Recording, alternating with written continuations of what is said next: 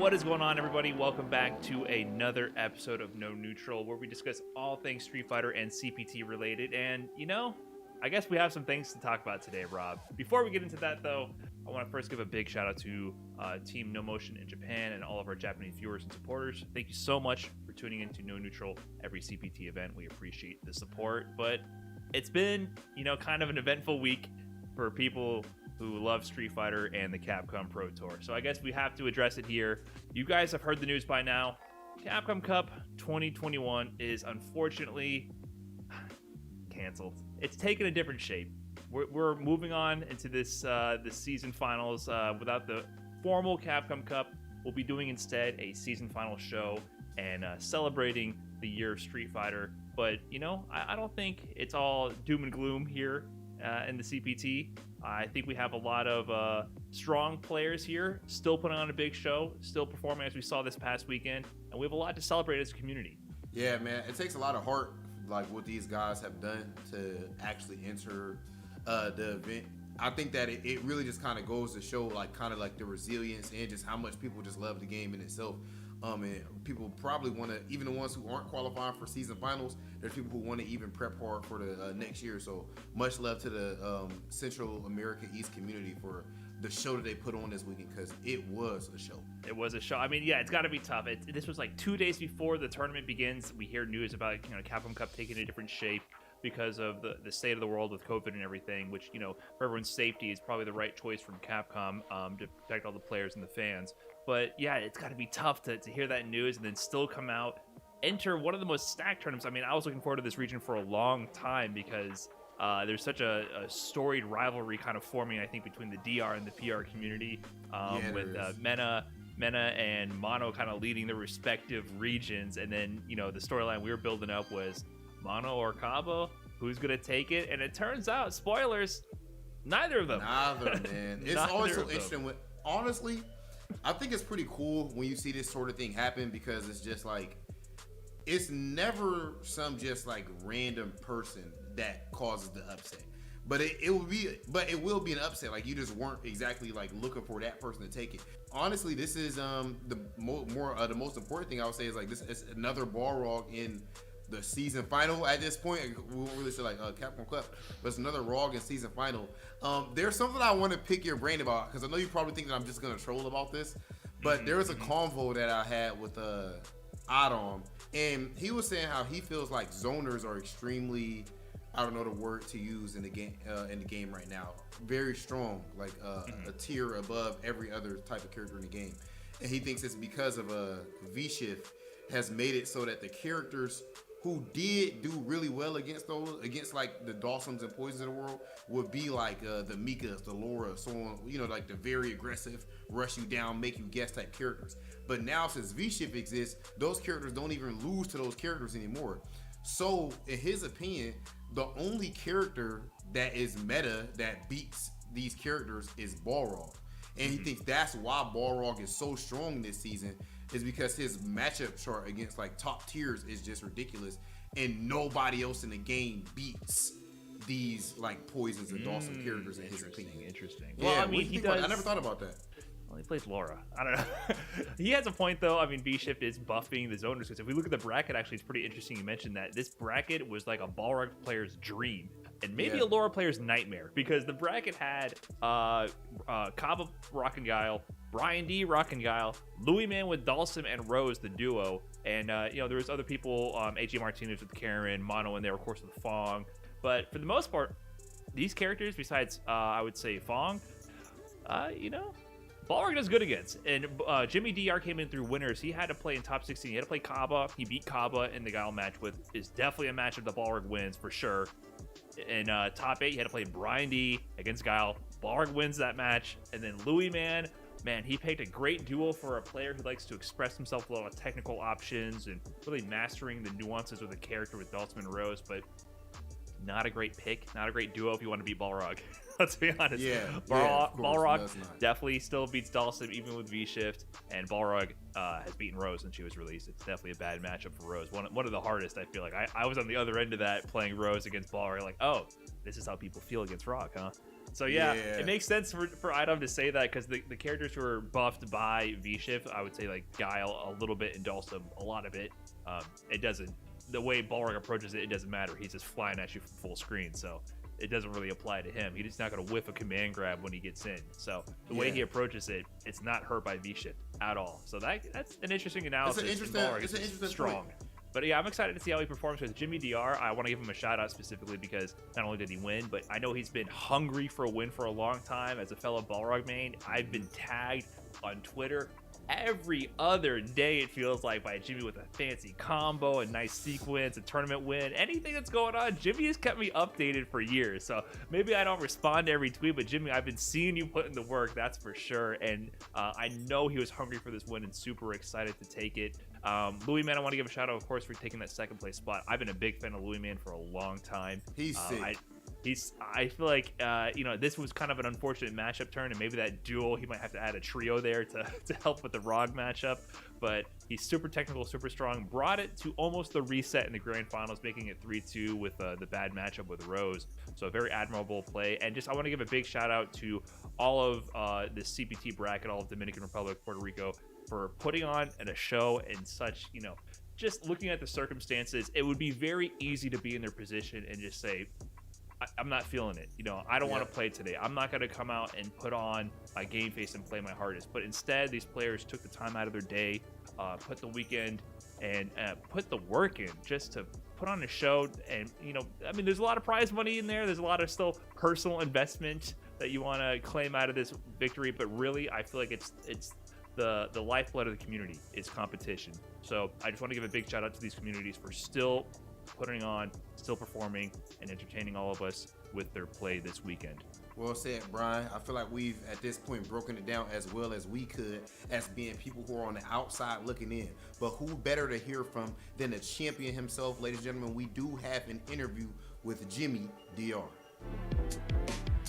Well, hello, everybody. We have the winner of the CPT Central America East, the Caribbean, number 2.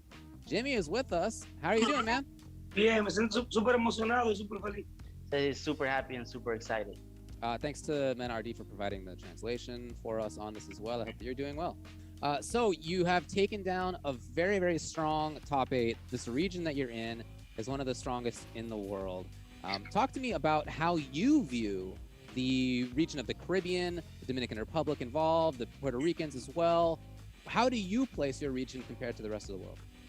Bueno, yo siento que aquí tienen una preparación muy buena, gracias a ti, gracias a Mena, ya que Mena siempre nos va instruyendo y lo ponemos en práctica, lo mantenemos siempre mayormente día a día practicando.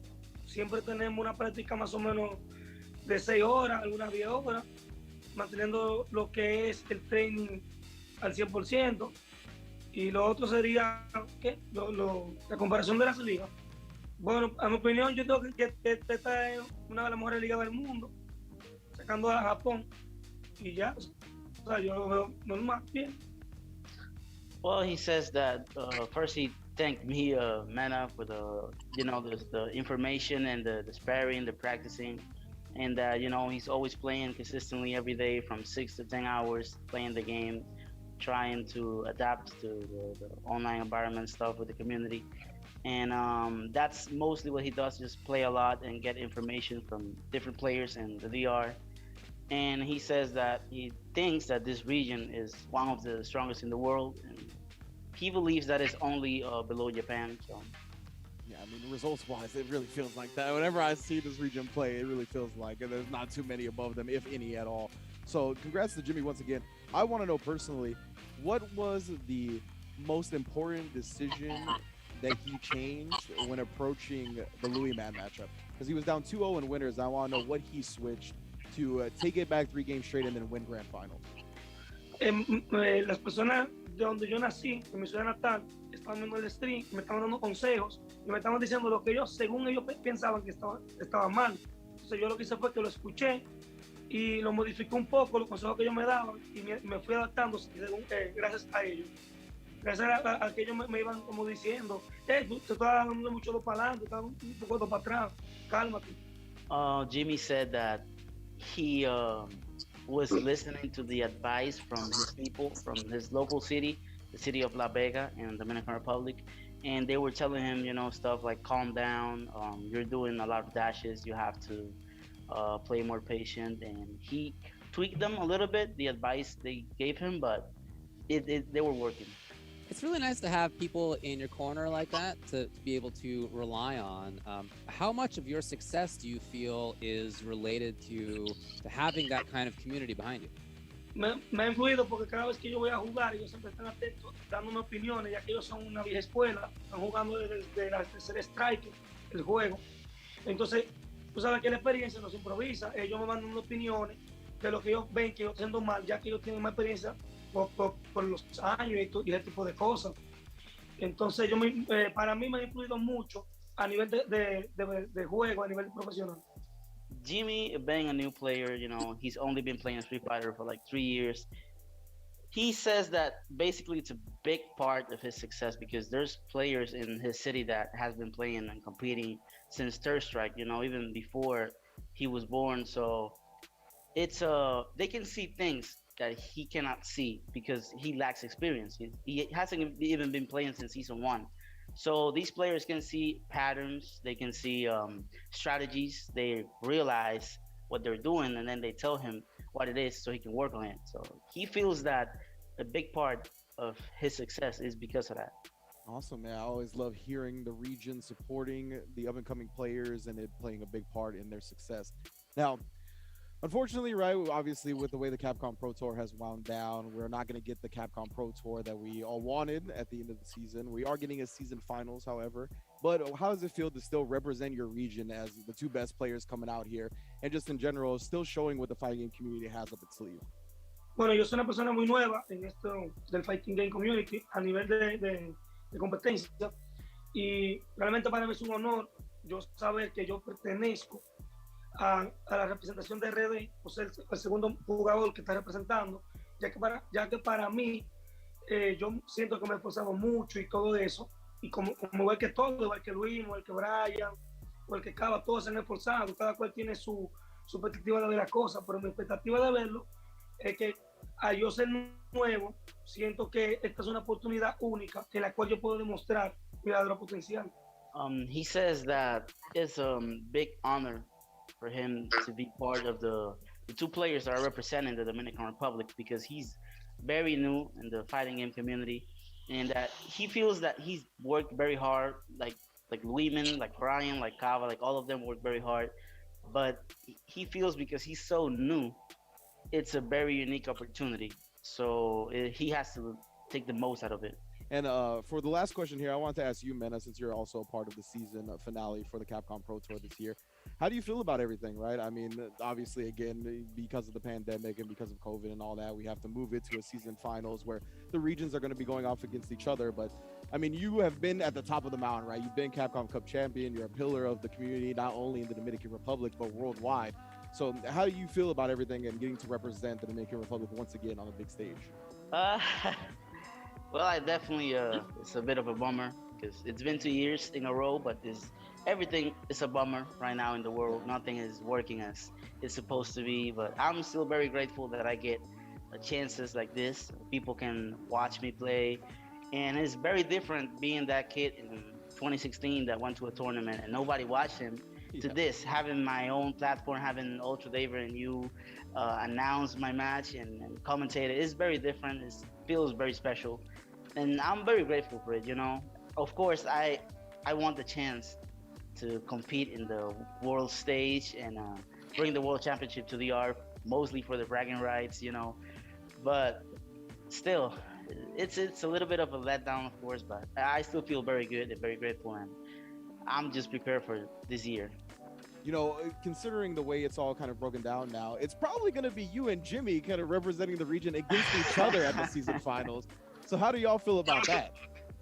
Nervioso, feliz porque sé que estoy como que representando a República Dominicana y medio normal porque ya yo he jugado mucho contigo, o sea, yo me siento un poquito con seguridad, pero nunca confiando. He says that he's a little bit nervous, but still very grateful that he gets the chance, and he's you know, it's still, even if he's a little bit nervous, he feels like all right because we have played a lot. He knows how I play, and he's not overconfident, but he's all right. And what about me? Well, I gotta take revenge because of my brother, Louisman. True. He definitely gatekept my brother from winning his first CPT, so it's not gonna be. I'm not gonna make it easy on him. I'm gonna definitely corner pick Balrog. I'm gonna try to, you know, basically destroy Jimmy. So it's gonna be a very good match, and he better come prepared. That's what I like to hear. All right. Well, congratulations again to Jimmy for taking CPT Central America East 2. You played great. And thank you very much to Mena RD for providing the translation too.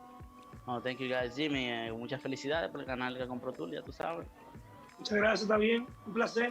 Yeah, he says thank you too. All right, man. Thanks again to both of you for coming on for this finals interview. Congrats once again to Jimmy. Congrats to everybody that has qualified for the Capcom season finals now. We got 2 more spots left to go. North America, East, and Japan. We'll be back soon with those. Don't go anywhere. Always good to hear from a champ like Jimmy DR, the 700th Balrog player, to fight his way valiantly into the CPT season final. And of course, shout out to our guy Mena RD for the translation skills. I feel like he just does so much for the community down there, man. He's just like a jack of all trades. And you know, something that he does as well is compete from time to time in the little tournament that you guys may have heard of called NLBC, hailing out of New York. And of course, now it's online so that all of us can participate. Brian, of course, me and you are pretty much NLBC veterans at this point, I would say. I think that's fair. I think it's fair to say 2 times champ. Actually, you've racked up a couple since I got like 60 I've left of the them, region. bro. Oh, Yeah, you're I just don't collecting know. them now. Okay, Yeah. it's no big deal anymore. It might right? only be like 4, I ain't gonna cap, but maybe 3. I mean, that's a lot more than many people could say, and a lot of people are vying for that title week after week after week. And the reason, of course, we're bringing that up is because the next CPT event we have coming up is the Let's talk about it, bro. East number 2, which is basically NLBC plus, right? These players we have in this bracket are some of the most electrifying talent that we have, Brian, not only in the United States, top but 2. the East Coast of North America. This is top 2 regions in the world as far as these CPT online brackets. Look at the bracket, look at the skill, and yes, obviously it includes the best 2 players, Punk and IDom. I mean, let's get serious. But even when you take it outside of just them, you know, you have Punk, you have IDom, you have players like Arturo, which we're gonna get in depth about all these players. Don't worry about it. But players like Art, players like Endemic's very own Shine. You know, you have the let's switch it up a little bit. The Mandrakes, the Space Boys. I mean, the list goes on and on. Kami from UYU. There's so many amazing players in this bracket, man. Like, it's stacked from top to bottom. And then there's some players that some of you guys might not even fully be aware of. But I mean, look into it. You see how this region gets down, even for just a weekly event, man. Oh, whether of course. It's Intel World Open, whether it's you know, like we said, NLBC, let alone something as huge as the season final, and there's money on the line, and whatever prize pool we would imagine would be on the line for the season final as well, because you know, still qualified for Cup at that point, right? So there's still a whole lot of bragging rights and a whole lot of accolades on the line here. So this tournament is going to be ridiculous, bro. I cannot wait. You know these players are hungry. Like you mentioned, NLBC, they're competing week after week after week. I mean, some of these players are in that bracket every single week. Top tier talent. And like you mentioned, that's the thing we want to highlight so much with this region. I mean, it's the same with a lot of regions, but especially NA East 2. If you, after all is said and done, once the dust settles, I'm telling you, if you go back to the pools, the top 16s, everything that you might have missed off stream, these matches are filled with killers. There's going to be bodies laying by the wayside of Warlord, Grandmaster players that maybe you've never heard of, who are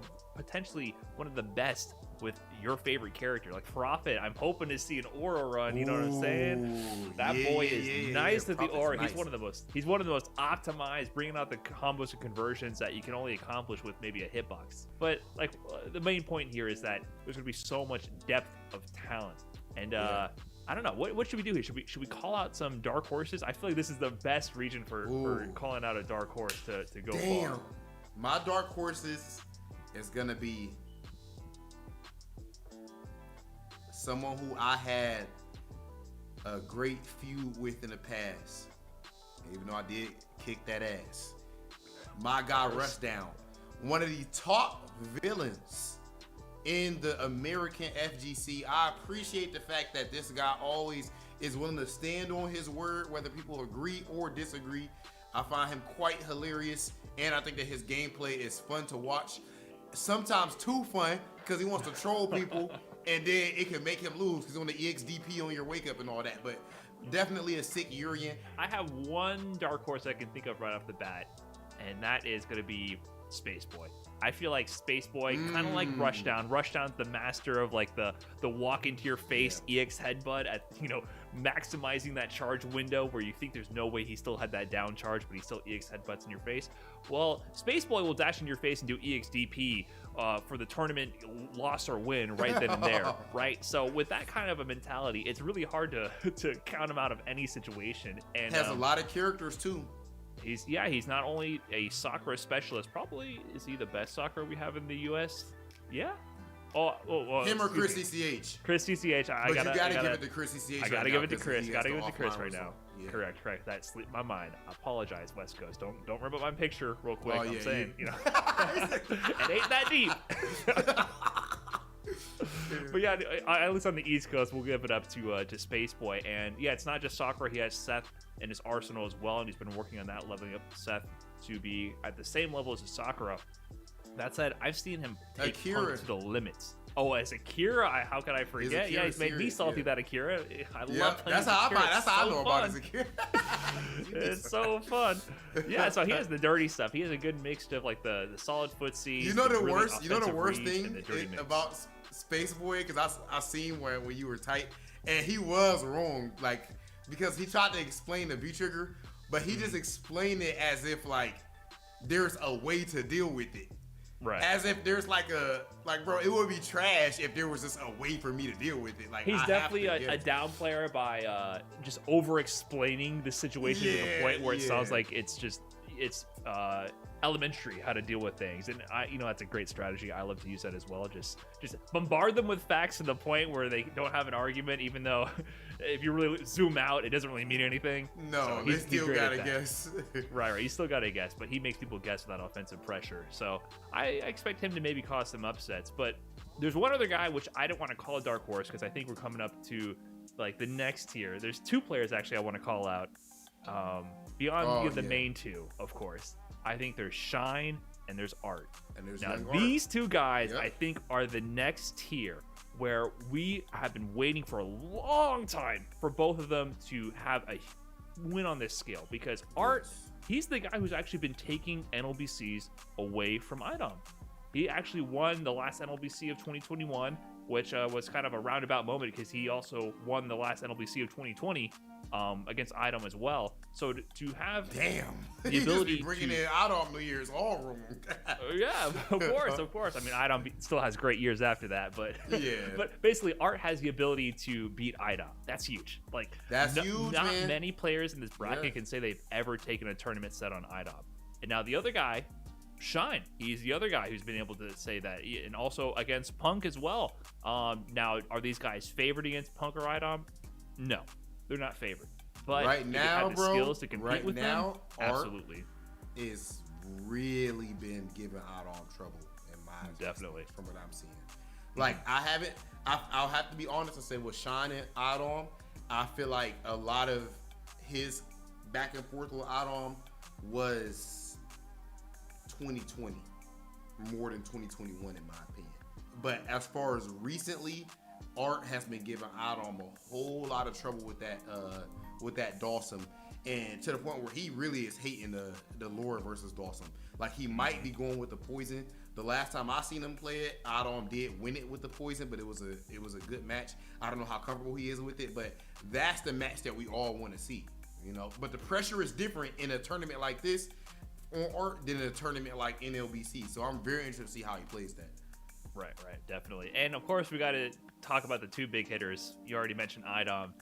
IDom is fighting for the qualification spot, but the other guy here, the big hitter here is, of course, Punk. Punk, who won NA CPT East #1, the definition of clutch, the big pop-off, taking it with a dramatic comeback against IDom in that grand finals. He's in this bracket again, but I feel like the question is, what form of Punk are we going to see this weekend? Because it's hard to know where his mind's going to be regarding this bracket. You know, originally when he first won, his quote was, "I'm just going to try to knock out IDom." That was his only focus. I mean, he was riding a little high maybe after that victory. I don't know if his heart and his mind is in the same place right now, or really like what is he planning to do? Is he planning to come here in full force, trying to bring the Karen out for all the sets? Is he going to be rotating through his 50 or so sub characters to just? I wouldn't be shocked to see him mirror match everybody or something like that, bro.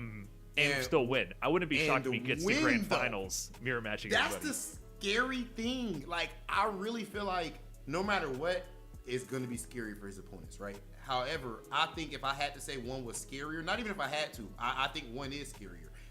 If he's going in there and he's not picking the Karen, I think that's when he's playing for the content, just to have fun and whatnot. Like, don't get me twisted. We just seen him in the clutch. We clarify, get him in his credit. We just seen him in the clutch in the last CPT with Karen, and he went and smoked everybody, beat IDom in a huge moment when he had to stop IDOM's momentum and everything to qualify for, you know, his season final spot at this point, right? But I still think he's even stronger when he's just free flowing, letting it flow, making jokes, having fun. You know, when his down button gets stuck on his controller. If it comes down to them like we would expect it to, like in grands, do you like, who do you think is favorite right now? Would you say Punk because he won the last one, or what? I mean, I just think IDOM's more in form right now. That's not a knock to Punk. I just feel like this is not his focus at the moment. I think he's been relaxing in terms of going hard in Street Fighter V. I think there was a spike in his focus leading up to NA East #1. And to me, IDom is just like we always mention, he's this steady machine, just always operating at that level, always is kind of steady every week entering NLBC, every week claiming victories, constantly playing the game. He loves the game, he loves to play, he's always in the zone to play Street Fighter V, and I never see him kind of like divert attention. So, I mean, skill-wise, of course, Punk can win any given moment. I just think it's more of a question of focus. So I would say IDom is more in the zone, but player matchup-wise and character matchup-wise, I would give it mostly to Punk, right? I would say he has the edge over IDom. So I think it comes down to, is Punk going to come in playing serious? And if he does, he can definitely win. If not, then I don't know. I think IDom will take it, unless an Art or someone gets to him first. We'll have to see. So I don't think anything is a given in this bracket. Not like it was, I think, in the first event. I think the first event, the way things were lining up, it was definitely going to be Punk or IDom, and we got an explosive showdown. This time, it's kind of a toss-up. Still favoring IDom, but I think there's potential for an upset here. Bro, just hearing you break it down like that got me so excited for it. I feel like we've done enough talking, bro. We have been waiting for this bracket for so long. Stacked from top to bottom. In my opinion, the best bracket out of all of the CPT online regions outside of Japan, which we're going to be getting just next week. Ladies and gentlemen, it is finally time for CPT NA East #2 Top 16.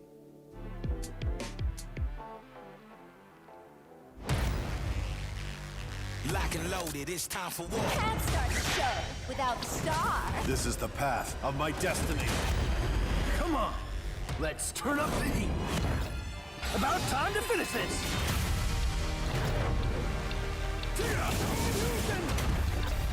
See what I'm really made of. I'll show you.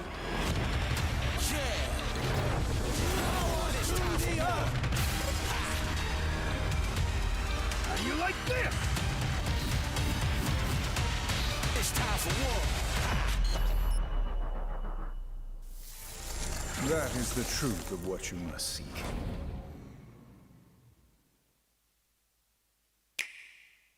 Let's go! After it!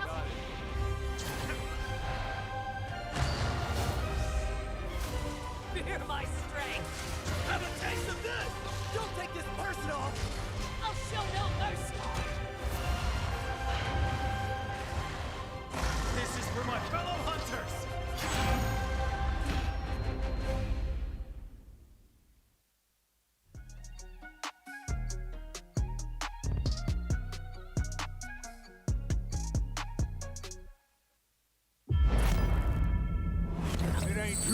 can run off to mom now. These matches are going to be even more ridiculous. If you know anything about Street Fighter, you do not doubt the GOAT. My man is always getting go. You thought I was playing? Oh, you're hella dead. Help me out, Nadeshko. I love how much it means to him. Wow. That's not over. Are you serious? My man is reading right now. My man is reading.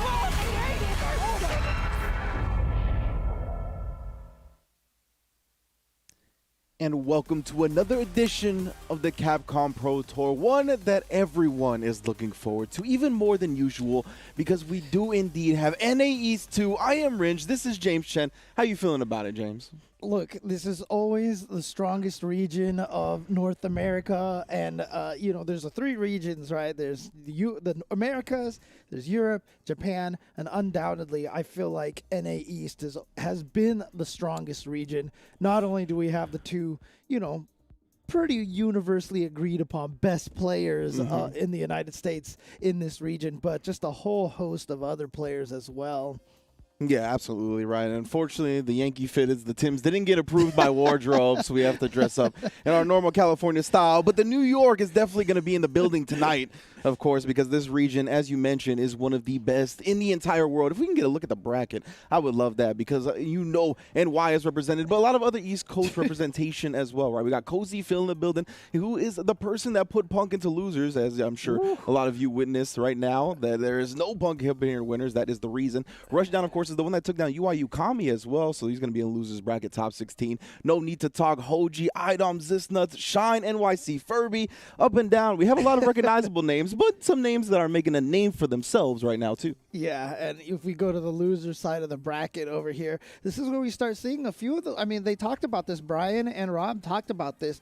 There's going to be a lot of these people kind of sneaking up in there. Obviously, Kami, Space Boy, they talked about Space Boy being one of the dark horses here. Child, we've seen plenty of times, Punk.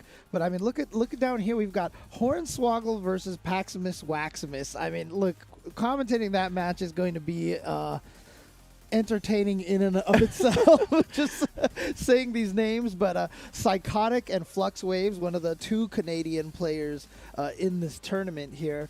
But yeah, again, it's such a strong region.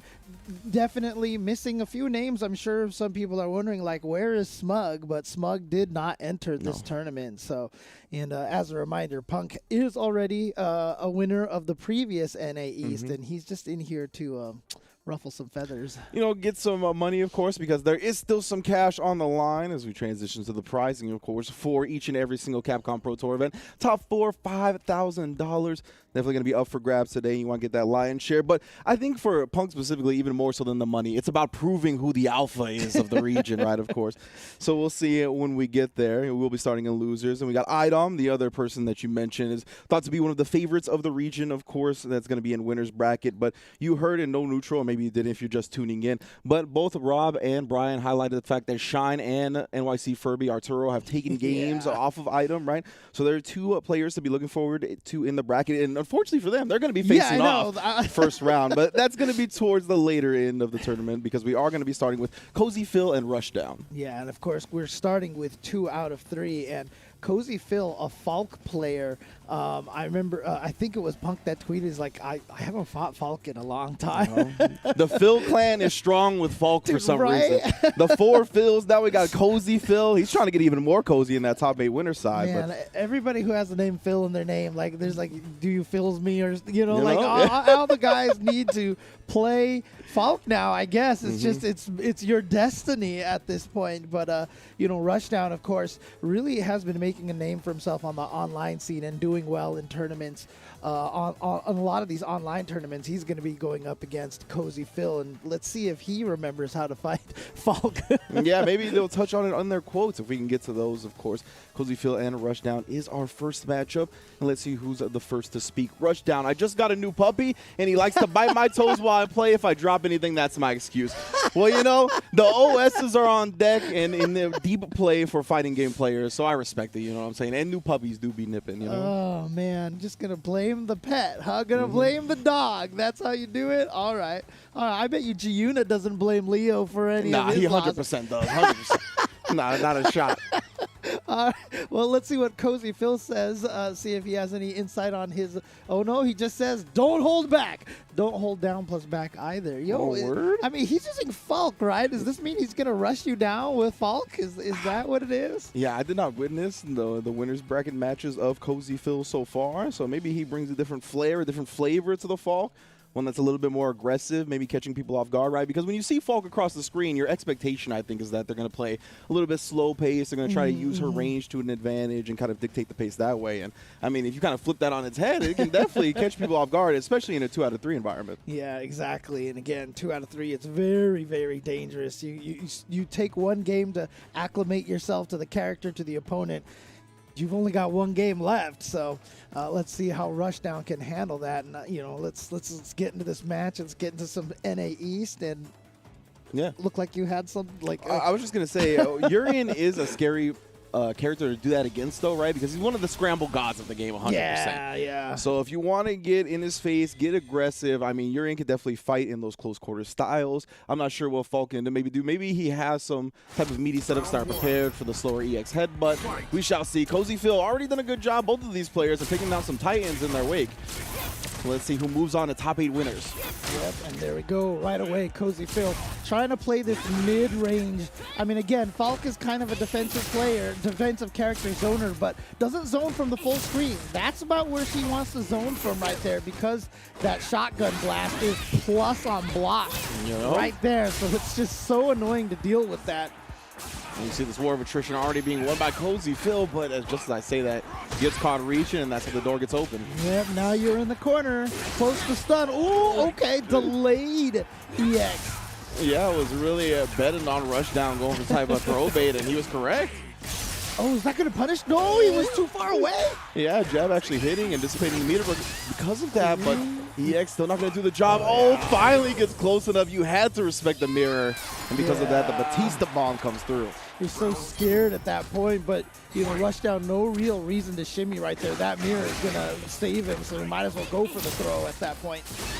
Yeah, you saw the crouch buttons just work out, but Cozy Phill just didn't want to keep betting on that with no health to spare. Okay. Back to this mid-range. Oh, if he hadn't dive kicked, he probably would have had a big punish. Yeah, definitely was already committed to it. Unfortunate now. Rushdown's time to shine. Ooh, but no, don't get too close. Waking up with the button. And here we go. Got the V-trigger activated, of course. Not one of the V-triggers that you can activate safely on block. Oh, still shooting the Sniper Wolf stance. Nice. Able to get past the fireball and include some damage. That is not quite going to juggle. Yeah, there we go. Gets the hit. And I'm surprised. I thought he was just going to shotgun blast the mirror or something like that. Here's mirror number 2. He got the hit. And he has all the meter to spend to take game number 1 Rushdown. Getting the first game, getting the first point on the board over Cozy Phill. And I think that really goes back to the last round where we saw Cozy Phill use that crouch jab, or whatever the button is, with Falk to kind of keep him at bay, right? And that worked out time and time again. But you can see, if you just mess up one time in that situation and the mirror is out, you pay dearly, especially with the CA on deck. Yeah, it's one of the nice things about Urian. I mean, obviously he has great uses of his EX meter, but if you're doing well, you don't need to spend it. You've got that meter for the super at the end. That's definitely unfortunate. Yeah, V reversing did charge that heavy kick, so it's plus for Urian. Ooh, trade, but Rushdown will take that, especially with the call out on the anti-air fireball. Oh, it's always the best. Ever since the Goken days of Street Fighter 4, you throw the up fireball and they jump into it. Oh, you feel so smart when you do that. I was going to say, it definitely makes you feel like the valedictorian. Interesting side switch right there for Cozy Phill. Does have the V-trigger activated, but hasn't been able to, get that Rushdown with it. Yeah, and Rushdown now powering up the V skill, so enhanced fireball coming through. Yeah, that's gonna Can't get under that. Nice job to do something to still clip. Oh, perfectly spaced with that. You want to jump forward. Well, that's exactly what I wanted you to do. And now Rushdown a round away from top 8. Hey, you jump from that far away. You don't hit any buttons because you don't think that, he can hit you from there. But Surprise, headbutt out of nowhere. Ooh, again, now catching the jump as it starts up. Yeah, tried to keep his fireball safe that way by charging it up a little. Cozy Phill calling that out. There it is again. Yeah, Rushdown doing a great job really reading Cozy Phil's antics now. And then the big crush counter. Oh my goodness, the EX headbutt. My tactics, let's go. It's like that. I love that. You know, in that situation with Urian, you leave the opponent standing, so often you got to guess between some type of throw or throw bait or something like that. Bet on the fact that he was either going to commit to something like that or even beating the EXDP, which is what happened. Hey, sometimes the slower EX reversals work out in your favor. Yeah, and so I will assume then that Rushdown's dog did not bite his toes at any point during that match. That's how we're going to play it. So, you know, Rushdown was able to succeed, so, you know. Well-behaved pup for now. We shall see. I mean, hey, that's it for today, right? He survived. Oh, yeah, that's true. Yeah. Uh-huh. Now he's got to make sure the puppy is nice and docile for tomorrow because it is top 8 bracket. And that's definitely how it goes down. But no need to talk in Hoji. Going to be the match we're going to be moving on to here. So no need to talk. The Honda, you were telling me before this, definitely one of the Hondas to look out for. Yeah, I mean, might even be the best Honda on the planet at this point. Okay. I mean, it's a character that, you know, obviously, you know, I've played against Ultra David, you know, before, and he plays Honda, and I'm so surprised we don't see more of this character. You know, like this character is. Let's not talk to Phenom about Honda, all right? Let's just not talk to Phenom about Honda. But, I mean, this character is pretty crazy, and most of the Honda players, including Ultra David, do talk about No Need to Talk as being one of the strongest Honda players out there. Of course, Hoji, I'm assuming, going to be going with the Cody as well. So this is going to be a fun match. This is not a match that we see a lot, you know? Yeah, especially at this level, right? I was in a stream earlier, and I saw someone say that, like, Honda is, like, has no bad matchups unless you're playing at high level, right? He's like one of those characters where he just smashes on people until you really have a knowledge check of it. And of course, we are at high level, one of the highest level regions in the world. So I'm sure Hoji is going to be prepared. But like you mentioned, I really haven't seen this matchup at this level of play. And another thing, too, you know, this is just a common thing that you see in fighting games in general, right? There's not a lot of Honda players out there, so who do you practice against? Yeah. Where do you get that experience, right? But again, Hoji, a very, very scientific player, so we're sure he's not going to have, not going to be caught too much by surprise. But as you mentioned, Honda, one of the biggest knowledge check characters in this game. Got to understand the hand slap differences and the frame data on those, but.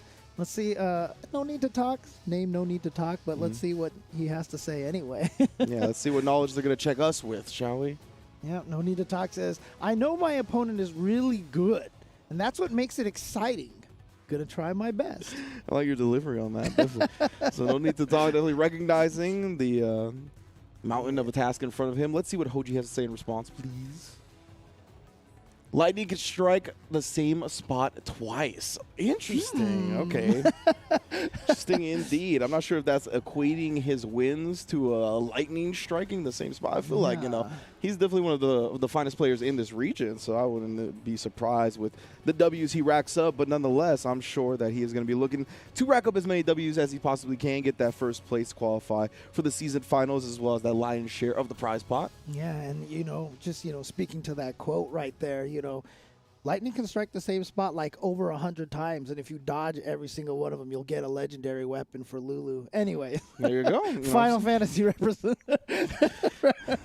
Man, everybody who knows what I'm talking about hated doing that, let me tell you. But anyways, we're playing some Street Fighter over here. So which legendary weapon do you think Hoji's going to bring to the table? The knife or the pipe? Oh, that's a good question. Probably the pipe. Right, that's what we usually see. Indeed it is. Ooh, wait it looks like no need to talk. Wait a second. You know, sometimes this happens on commentary where you build up a player and their character, and then they don't pick that character, and then you look dumb. Yeah, basically. So, egg on my face right now here. No. Both of us. Don't worry. So no need to talk. Actually going with the Laura here. So perhaps maybe has played this Cody matchup a couple of times. Doesn't like whatever nuances Hoji brings to the table. So see how the Laura does. Definitely a character that can overwhelm her opponent. Right. You saw one thing already right there. No need to talk. Going for the meaty elbow. Did it one frame too early. If you do it as a true reversal, it doesn't meaty. So you have to delay it by one frame to get it meaty. And again, he missed it again. So Oh yeah, and the pipe is coming into play. Dodge lightning 100 times. Just smacking the ankles with that pipe, dude. That's not nice at all. And Hoji was so disciplined for a second, still just blocking it out, getting caught a couple of times, but finds the poke. And Smart goes for the throw option at the end of the target combo to get the back throw side switch plus frames. And look at that. No need to talk challenging anyway. Yeah, betting correctly here.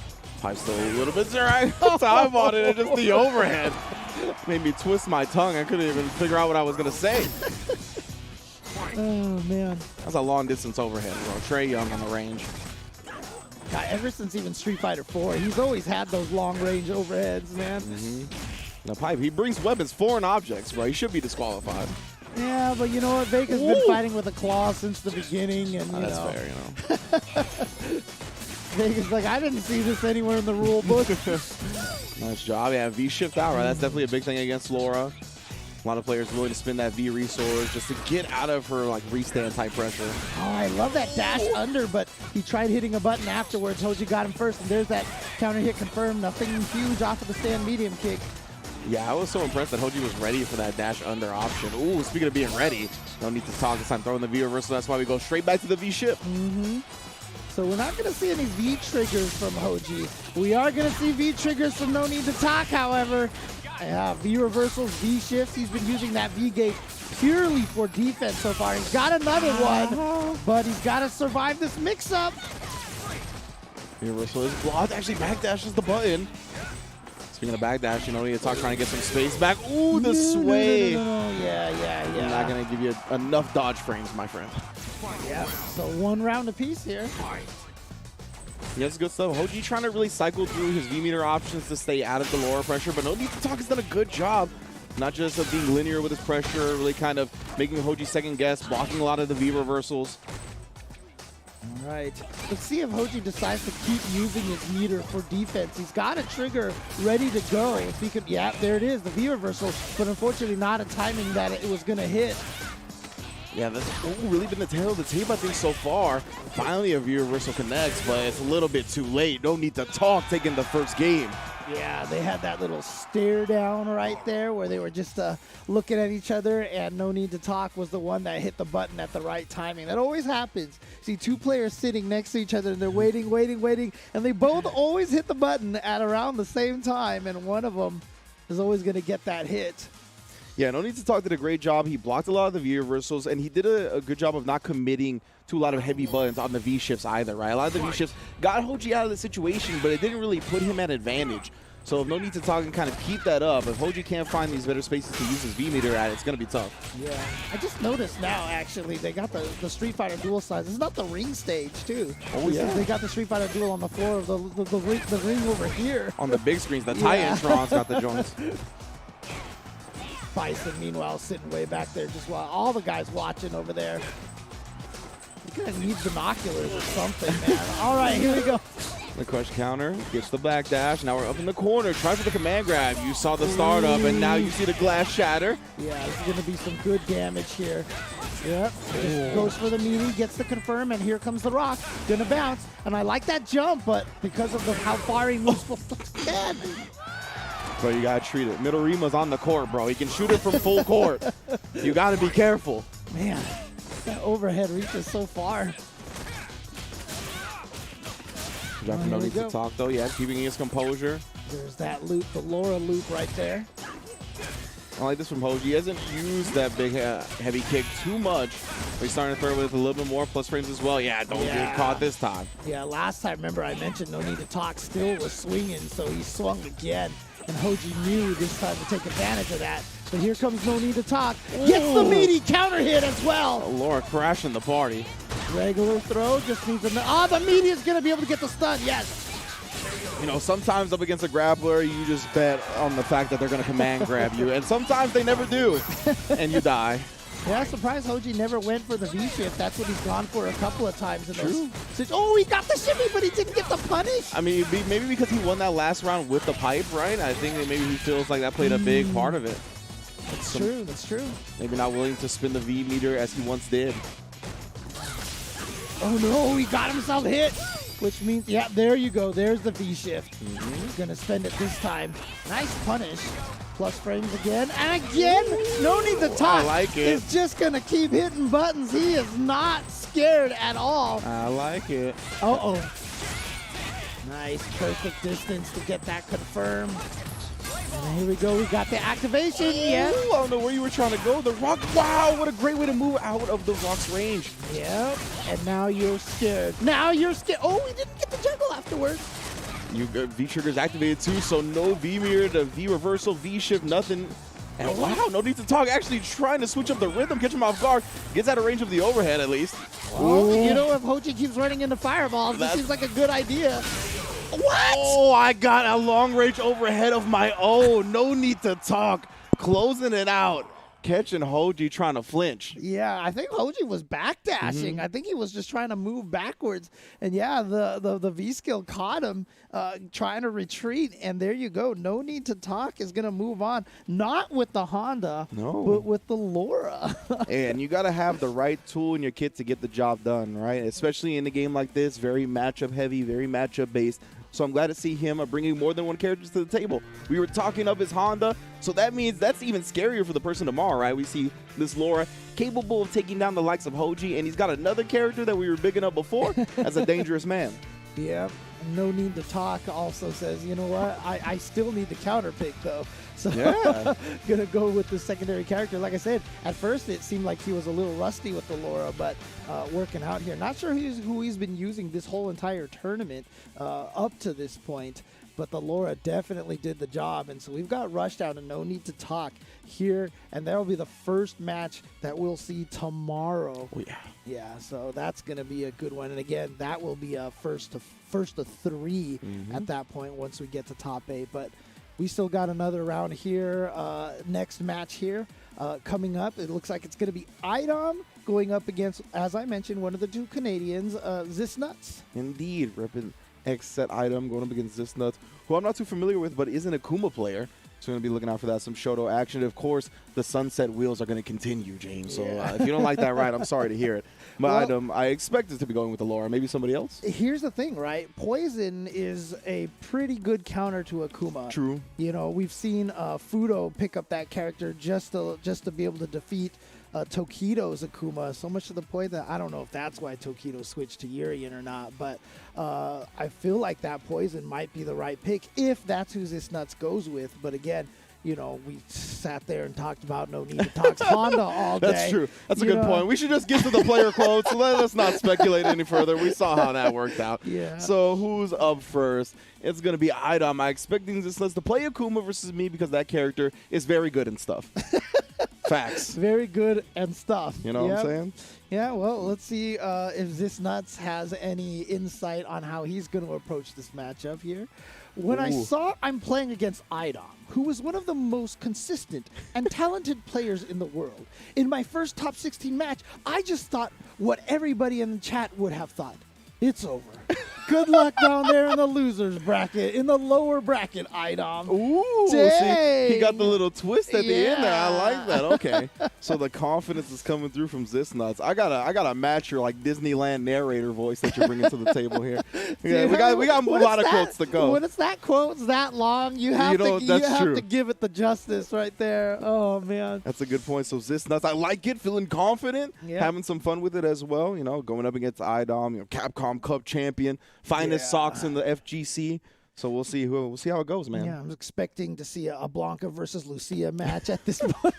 Right? Like, who knows what's going on? Okay, all right. So, okay. You know, we talked about some Shotos. I said we have a little bit of Shoto prominence right now. We got the Akuma, the Ken, and of course the Luke, definitely with the Fireball and the DP, the newest Shoto to enter the fray.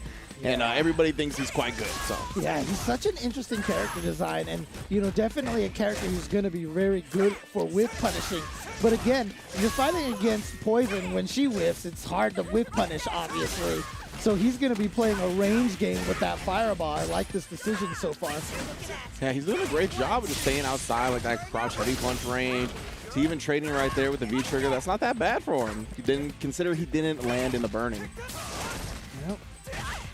We'll check in with the lower forward as well. Now we're back to that whip range, and this is exactly where Zisnuts doesn't want to be, eating that gray life. But to the corner we go, yeah. And that was plus off that charge. Oh, nice meaty setup right there, and he's going to be able to take it with the crouching medium kick. Zisnuts taken. I guess that's how he prefers to be called, Zisnuts. Z's? Oh, okay, nice. Zisnuts, gotcha. Redeem Z's. But yeah, we saw last time him have the V skill as well as I think like level 2 or level 3 charge on the Thunder Knuckle, and yeah, you cannot really contest after that. So we'll see if IDom has learned his lesson, or maybe just kind of wants to test him to see if he adjusts a little bit too early. Yeah, I'm really curious to see how this is going to go, because I'm speculating if IDom loses, he will switch to the Laura, and I wonder if that would cause these nuts to actually switch, back to Akuma, or if he's just comfortable with Luke at this point. Yeah, and IDom doing a good job betting on the EX overhead kick, getting through the projectile as well, but that time as soon as he goes in the stance, gets knocked down for it. As the reversal, lots of gray life on the side of Z's. Ooh, what a whiff punish right there. I mentioned he was a good whiff punishing character. I was thinking of that, the heavy punches that he has, but he can do it with the fireballs as well. So I like the way that Zisnuts is playing, but he's still down in life at this point. Yeah, but he bets on the rest of that V-trigger as well. You got to watch out. If IDom gets the meter, remember, when you actually throw out the multiple hit fireballs like that, especially with Poison, who has the moving V reversal, he can definitely punish that. Right now, this is a grind and a half, right? See, the timer is ticking down. Full CA on the side of Zisnuts, and that's why IDom is he's chilling out. Ooh, but just as I say that. All right, so IDom here on the board. So, I was speculating if Zisnuts won this one, if IDom would switch. But you know what? I don't think IDom is going to need to worry about that if he can take this next round. You're a real professional, James. Saying the whole name with a straight face like that. Oh, nice job again. Yeah, Z's is trying to get a little bit closer now to get that low forward confirmed. We saw him whiff right beforehand. I like that EX check as well, just in case IDom felt frisky. Ooh, too far away for that to connect, but not for that one. Goes for the throw on the plus frames. And here we go, plus frames again. So Zisnuts going to go for the V reversal. Doesn't want to deal with that mix-up. Okay, Trey, that's not that bad, but we got an IDom activation now. The Molotov's on deck. Yeah, pretty even in life here. Ooh, gets knocked down again, able to get a V skill out of it as well. Gets the charge up and again uses that V reversal. But now you're going to be cooking for a little bit. Yeah, and you see all that extra health that was drained thanks to the Molotov. And there's that stand. Oh, but a neutral jump, but he was too far away for multiple lights from IDom, but IDom still manages to take it barely, though, with just a tiny chunk of life left. Yeah, my heart leaped out of my body at that moment right there where IDom just barely dropping that combo, which would have been a kill, right? You hate to see players lose like that. Luckily for IDom, he was still able to secure it, clutch it out. But yeah, man, Zisnuts looks like he's able to hold his own with the Luke right in this 2 out of 3 environment. He's going to stick with it. And he was very close to taking a W off of him, so I'm glad he's still rocking this instead of the Akuma. Yeah, it was a good choice, and it was a good match. Like I said, it barely came down to the very end there. However, IDom, of course, Capcom Cup champion. The current still reigning. Yeah, reigning defending. Reigning defending offline Capcom Cup champion here. So, obviously, this man can adjust. Yes, most indeed. Zisnuts, we're going to, actually not go into a special. I figured he want to catch on that V-skill right there, but maybe he got caught just thinking of which combo route to go to. All right. Oh, man, he knew it. Ouch. He was waiting for that. Good. Oh, goes for the mix-up. But not sure what IDom was going for right there. Dropped something. Plus frames, goes for the buttons this time instead of the throw. So he went with the throw. The next time, he got V reversal. This time, he went with the buttons, hoping Zisnuts would actually try to counter poke. Looking good indeed. IDom now 1 round away from that top 8 winner side. Doing a great job just staying outside that crouch medium kick range over and over again. Really disciplined about when he's doing the whip as well. Just barely eating any damage for his neutral build. I remember IDom, has not qualified yet. Punk was the one who qualified in the first NA East. And so IDOM's still working on that. Oh, the backdash, trying to get some space, but you got to know that space game belongs to Poison, and she will be, along with IDom, in top 8 winner side. Yeah. And also, I mentioned that her V reversal. I got it confused with the V skill. The V skill is the flip. V reversal is the whip attack. So my bad on that one. But yeah, there you go. IDom, again, one of the favorites to take this tournament at this point, especially in the winner side of the bracket. He is sitting here on the winner side now, and we'll be moving on to top 8 tomorrow. As you can see right here, he'll be. God, I can't believe Shine and Furby have to play, and Arturo have to play each other in the first round over here. This is, whoo boy. Yeah, that's definitely going to be a tough round 1 top 16 match to get to, of course. But we've all seen 2 O's so far, right? Rushdown, no need to talk. IDom, all qualified for tomorrow. Their Saturday is done, while Z's, Hoji, and Rushdown, Cozy Phill, will all be dropping down to the loser side of the bracket to attempt to qualify for that Sunday 3 out of 5 action, of course. But if you're looking to get yourself in this Street Fighter V action, you need to go to compete.playstation.com, man. That's where everything's at. The open series, the info on the game itself, and just the competitive video game realm beyond Street Fighter as well. So trust me, head on over to compete.playstation.com. You will not regret it. That's where you can sign up for the open series. It's free to enter. Make sure you begin your fighting game career or expand on it there. Yep, and as we saw on the stage, as I mentioned, Street Fighter Duel, which is the Capcom authorized mobile game, is now available for download in Taiwan, Hong Kong, and Macau. So it's definitely spreading. It's been in China for quite some time, but it's spreading a little bit more around the Asian countries and will be available worldwide soon. So follow Ryu, Chun-Li, and others to explore the mysterious organization, experience the classic stories with all your fighters, and recall your memories of the original Street Fighter. This game comes chock full of all of your favorite array of fighting game elements, such as counters, stuns, combos, and supers, and the innovative multiplayer combos offer you a new battle experience challenging your strategy and control. So make sure you look for Street Fighter Duel, because a variety of PvP gameplays and tournaments with in-game rewards will inspire you to fight. The arcade legend is reborn on the mobile. Download Street Fighter Duel now and join the journey with millions of players to find out who is the best fighter. Indeed, and all of our fighters today have plenty of inspiration that they're fighting for. Fighting in inspiration of? I'm not sure. Either what way, am I fighting for? We are going to be wrapping up that winner side of top 16 when we get back. Do not go anywhere, right here on Capcom Fighters. Time to fly, time to fly. Never give up, we won't retreat. The ones who stand have turned to feast. Alright, time to fly. Glory waits for those who fight. We unite, we are Street Fighters.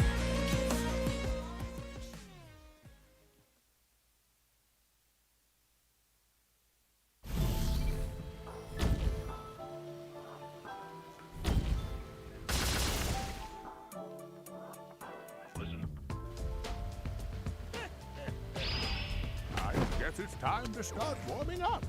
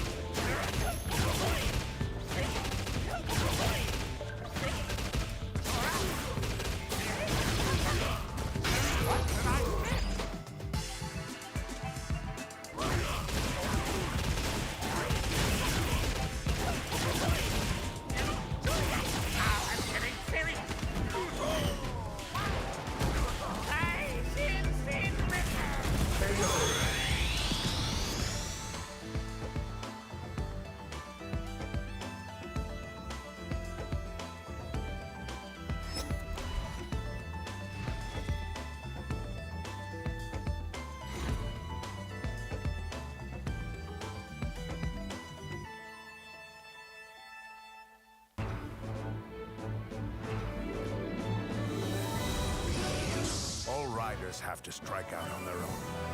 Let's do this.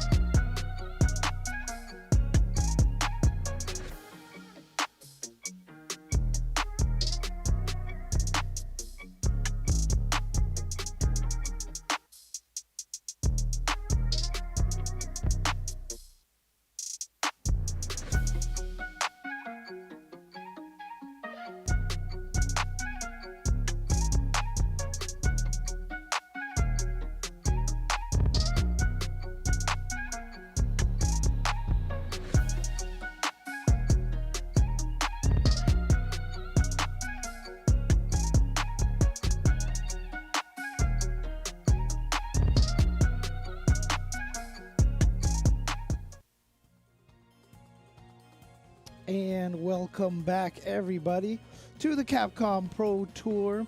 We are here at the NA East North America region here, and a second one, of course. And we are already 3 matches through the winner side of the bracket. We have Rushdown, no need to talk, and IDom advancing.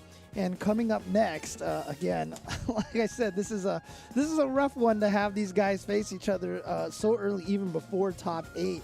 Obviously, you can't avoid stuff like this late in the tournaments, but Shine, NYCFurby, 2 of the best players who constantly finish very, very high in all the NLBC events, having to go up against each other right here and right now. So the winner of this one then has to go face IDom. Wow. All right. So, yeah, I'm glad that you brought up NLBC, right? Because obviously we're getting the full flavor right here with not only the Shine versus NYCFurby match, but whatever that top 8 winners bracket match is going to be as well.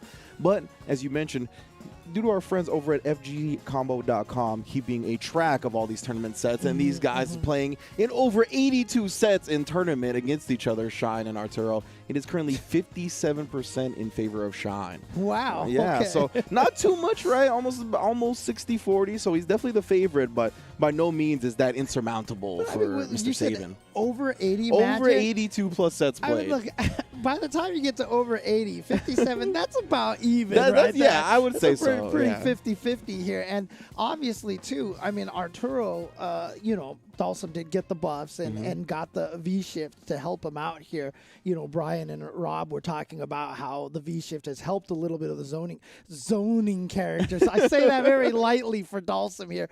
But, I mean, Dalsum is very strong now, and Arturo has really been on fire with this character in this past year. So, again, even if Shine does have a 57% advantage, I wouldn't even chalk that up to much right now. Whether, Shine might have that advantage, but does he have the Arturo setup? Has Arturo gone and tinkered with his setup to get optimal minimal lag? I don't know, man. That might be his advantage here in this set. We shall see. But yeah, with the Dalsum, of course. I also want to talk about Shine going more to Cody nowadays, right? Yes. I think that's also a result of Ibuki's changes, but also I think V-Shift.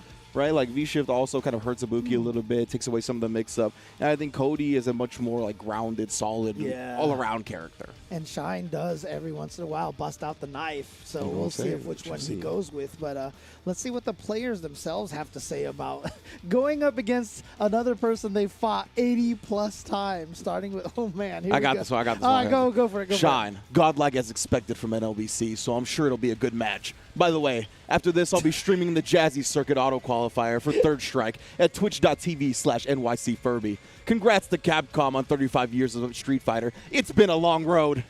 Dude, this is, I mean, look, everyone's learning. Hardest working man in the FGC right there.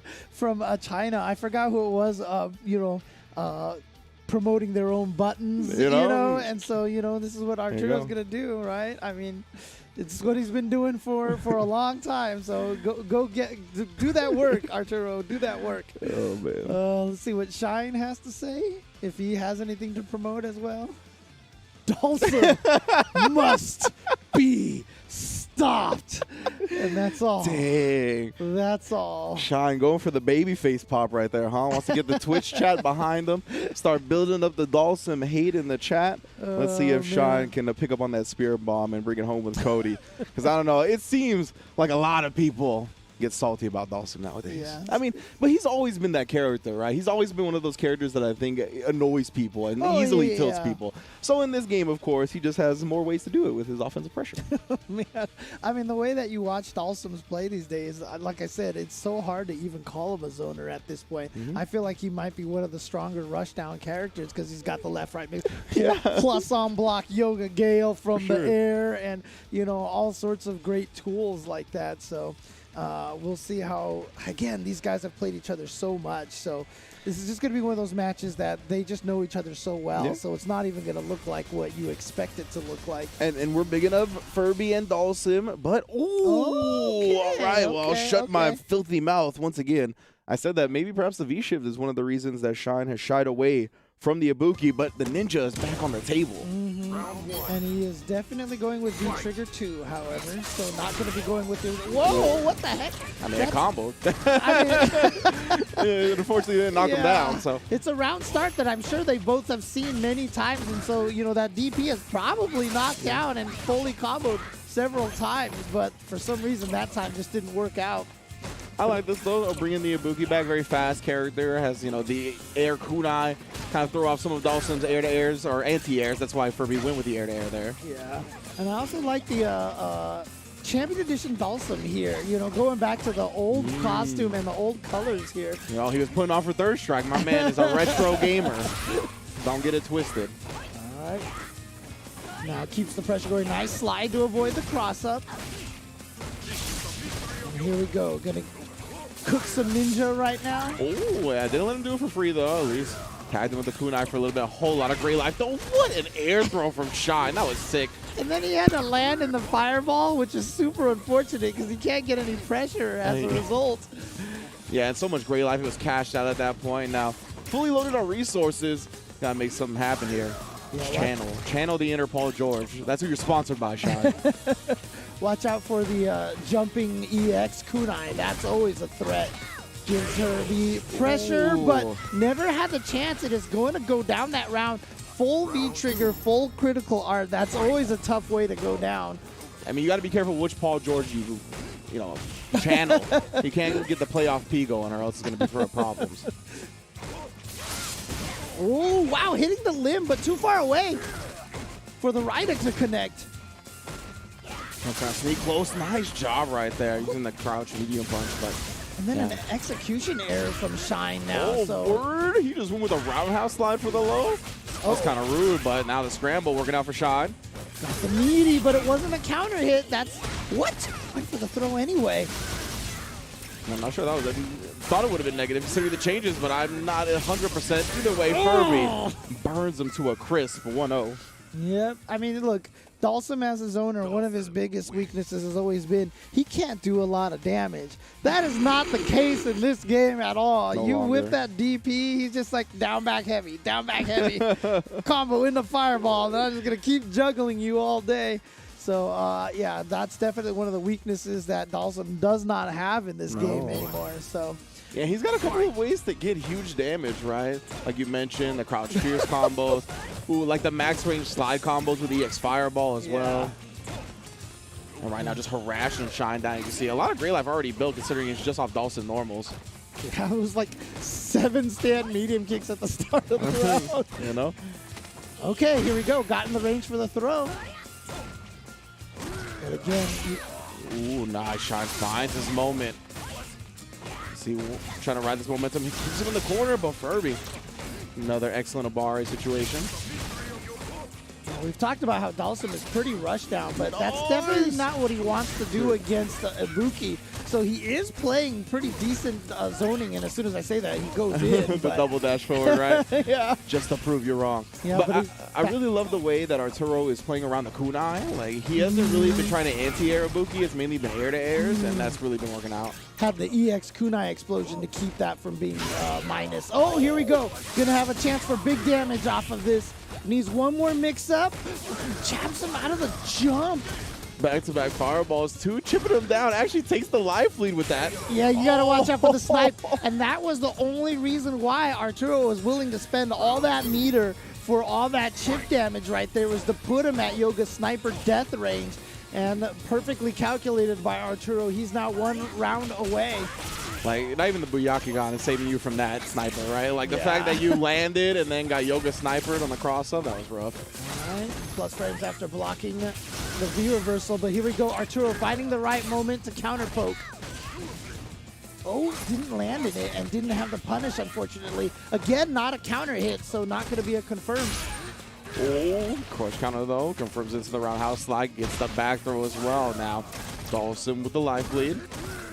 Trying to set up shop here. He's putting some more Gray Life shine. Trying to pick his spot carefully. Does check the teleport. All right, here we go. And again, going to be safe thanks to the EX kunai. Gets the mix-up this time. And the Rida knockdown. Oh, yeah, the reload. Wow, double dash forward. Yeah, he was trying to get the pressure to take advantage of the reload animation. And here we go. Yoga Sniper time. Oh, no. Surprised he went for the flame instead of going for the mix-up of high or low.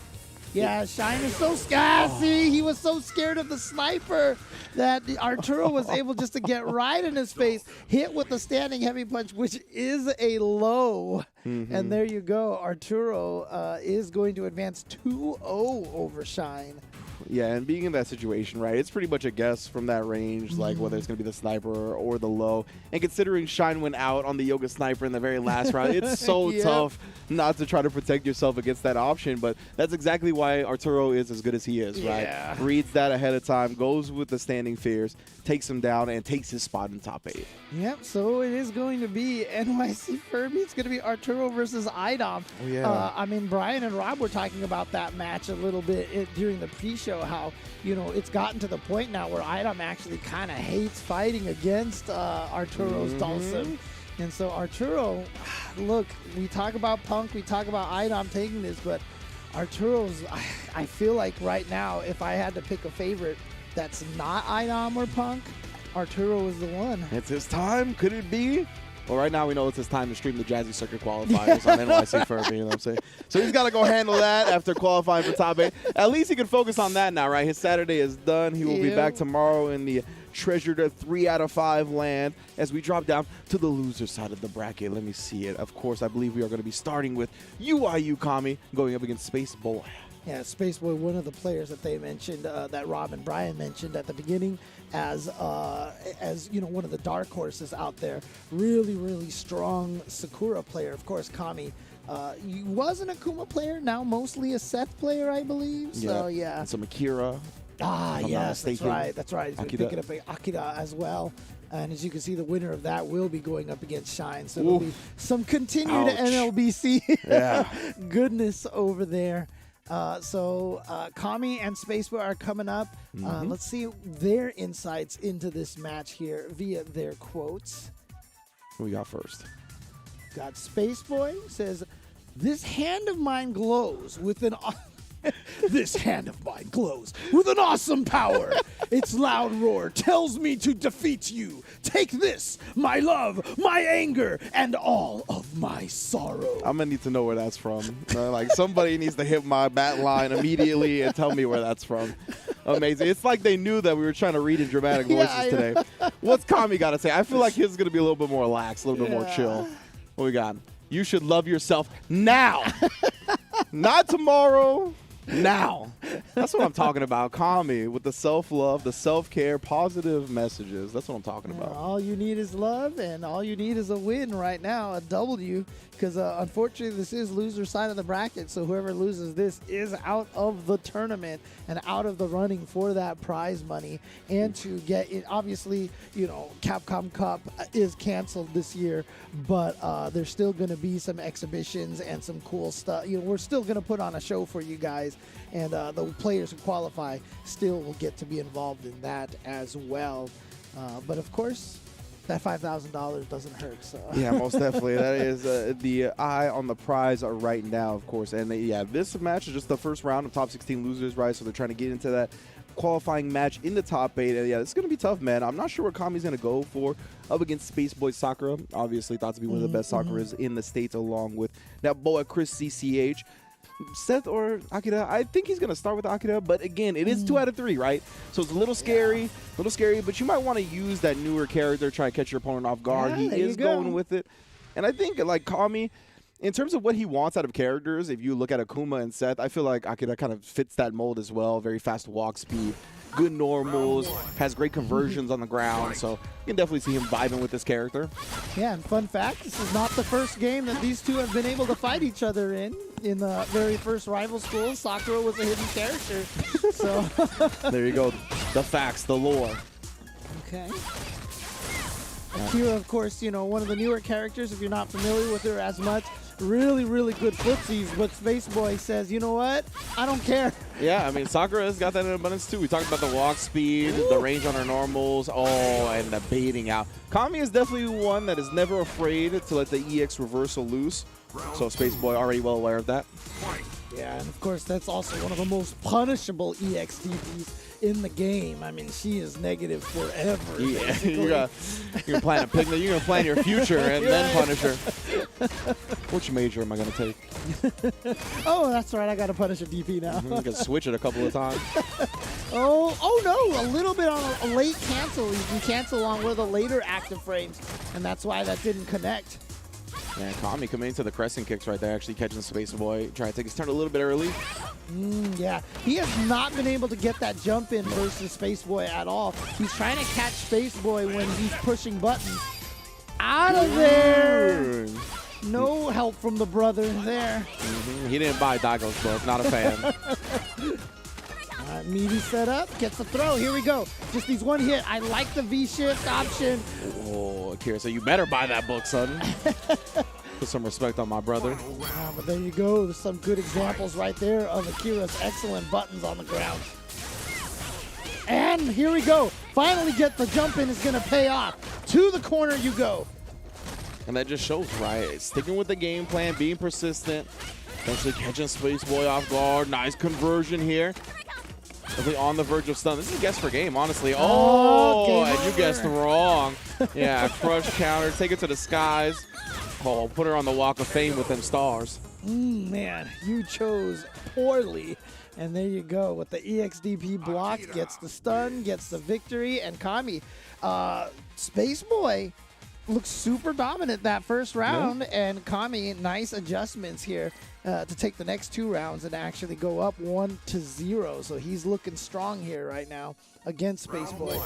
Yeah, I like the way Kami adjusted throughout that first match, right? Really tested Space Boy early in round 1 with a lot of the jump-ins, then kind of stuck on the ground until he frustrated Space Boy to look for that more, and then the jump-ins started coming through. You can see right now Space Boy adjusting, kind of composing himself a bit. Ruling the skies once again. Got in there and got the 3 light confirm off the counter hit. Kami trying to hit buttons here, but this is similar to what we saw in the last game. Oh no, he says, you know what, if you drop your combo, I'm busting out of there, but was that a good choice? I mean, in hindsight, definitely not, right? Because he ends up spinning the meter and dies very quickly anyway, doesn't really build any of it back. So it was definitely a big bet in terms of like a resource spent. Right. But, you know, Kami believed in himself. It was just, you know, like you said, love yourself. Believe in yourself. And again, you know, Space Boy was able to win the first round last game convincingly. So then Kami was able to make the comeback. But Space Boy right now playing some immaculate footsies with some great whiff punishing. And then Kami is still betting on the EX reversal. Yeah, you know he wants to get close, but that was a clean anti-air. My goodness, almost deleting the remaining life. Oh, wait a minute though. Forward heavy kick so early, but yeah, here comes Zygo. To the rafters. Say hi to Sting. Oh yeah. Yep, goes for the meaty jump attack follow-up. Again, that standing light kick, always going to be Sakura's best weapon in all the matches. It's so fast, it reaches far, and it's bufferable. We've already seen Space Boy use that as the whiff punish into the DP so often. Yeah, and you know, the way they're playing too, they're definitely playing like trying to bait each other into these big buttons, like the big fierces and the roundhouses, and staying just outside that range. And having that light kick really makes it such an easy whip punish because it's so fast and goes so far. Right. Wow. You know, we talked about the anti-air fireballs earlier. This time, Space Boy did a great job. And yeah, you can really bait people into jumping with that charge version of it. Okay, here we go. Got the counter hit combo. Gonna confirm into Zygo. Get the launch. Let's see what he sets up after this. Might just go for the same setup he had last time. With a two-step. Yep, there it is. Oh, but no quick rise. Still gets the meaty jump in anyway. Yeah, I love that. Kami was ready for the delayed rise there and still has this corner. Oh, you got to guess for game here. Oh, and once again, Space Boy caught flinching. Okay. Round away for Kami to advance forward over Space Boy. I use Kami. You with that Akira, looking very strong. Ooh, and man, he did not walk forward or backward that whole time. He was just crouching and then jumped. It was like I'm trying to throw off Space Boy's plan. Yeah, really, honestly, right now, I feel like Kami's biggest weakness is that he has jumped a lot and gotten hit out of the air so often. Oh, boy. That's what has opened the door for his ground game when it has worked, right? Is the fact that he's willing to jump so much, makes Space Boy commit that mental stack to thinking about it, and right there commits to the fireball. Huge jump in, paying off for Kami once again. He refuses to stop jumping, but here we go. What's the mix-up with Zygo? Gets the overhead! And he's going to be close to stun. Not quite enough, but guess for game. Nice, the EX wake up that cost the Space Boy before, but this time gets it correctly. Catches Kami trying to press something as well. We're going to a final round. EX DP on wake up, no fear. Matching his quote from before this match started. Yeah, he's feeling the power. Definitely flowing through right now, though. We can see Kami not deterred a single bit. Already has the corner. Trying to wait to whiff punish something, but yeah, Space Boy trying to be careful about what he presses, but gets caught. Oh, he would have committed to the tick throw beforehand, and he actually got the counter hit, so he didn't get the combo off of that. B-shift. Yeah, at least gets the side switch there, but no, just out of range again and gets the whiff punish. Not reaching this time. The delayed Tatsu just caught her flinching. He just walked up and did Tatsu as a frame trap, and now Kami's sitting on a ton of resources and is about to get another V-trigger. Oh, the shimmy at the end, it works. And again, just you take the throw is what we always talk about, but when you have no life left, you can't do that. Yeah. So you have to bet, right? That's when the risk-reward ratio is exactly even because you're dying either way. So you either bet on them throwing you or you bet on them striking you, and right there, unfortunately, Kami betting on the throw. And it all comes back to that stand light kick, of course, the easy whiff punish, going to be moving Space Boy on to lose his quarters and unfortunately bidding Kami adieu. yeah, and again, Space Boy, that match, really, that whole match came down to that one EXDP that he did when he was about to get stunned. That's true. He bet the set. He bet his Capcom life on that bad boy, and man, did it work. Yeah. And that is a really impressive bet too, because we saw it get baited out earlier. So I mean, he just showed no fear at the end of the day. You gotta believe in yourself. You gotta love yourself. Took Kami's advice. Took his own advice. Dang. Combined them both to get the W. Yeah, I forget. I think it's this one. Oh, I think that was the one right there where he just got the EXDP, kept himself alive, and then was able to take it in the end. Yeah, that's what forced the final round. And oh man, yeah, you just have to choose. Yeah, it'd be like that. The great equalizer in those situations. So good stuff to Space Boy. He's going to be moving on to round 2 of Losers Top 16. We'll see him before the day is over to see if he'll qualify before Top 8. But now we move on to Child 233 versus Panda Punk. Yeah, and of course, Punk, already qualified, already won NA East #1, and is clearly one of the strongest players in the world at Street Fighter V. You know, at one point in time, almost everybody clearly thought he was #1. Yeah, and you know, despite him having a well-known reputation as one of the best players in the world, despite him already qualifying for the season finale, it's you never miss an opportunity to make sure that everyone knows you're the alpha.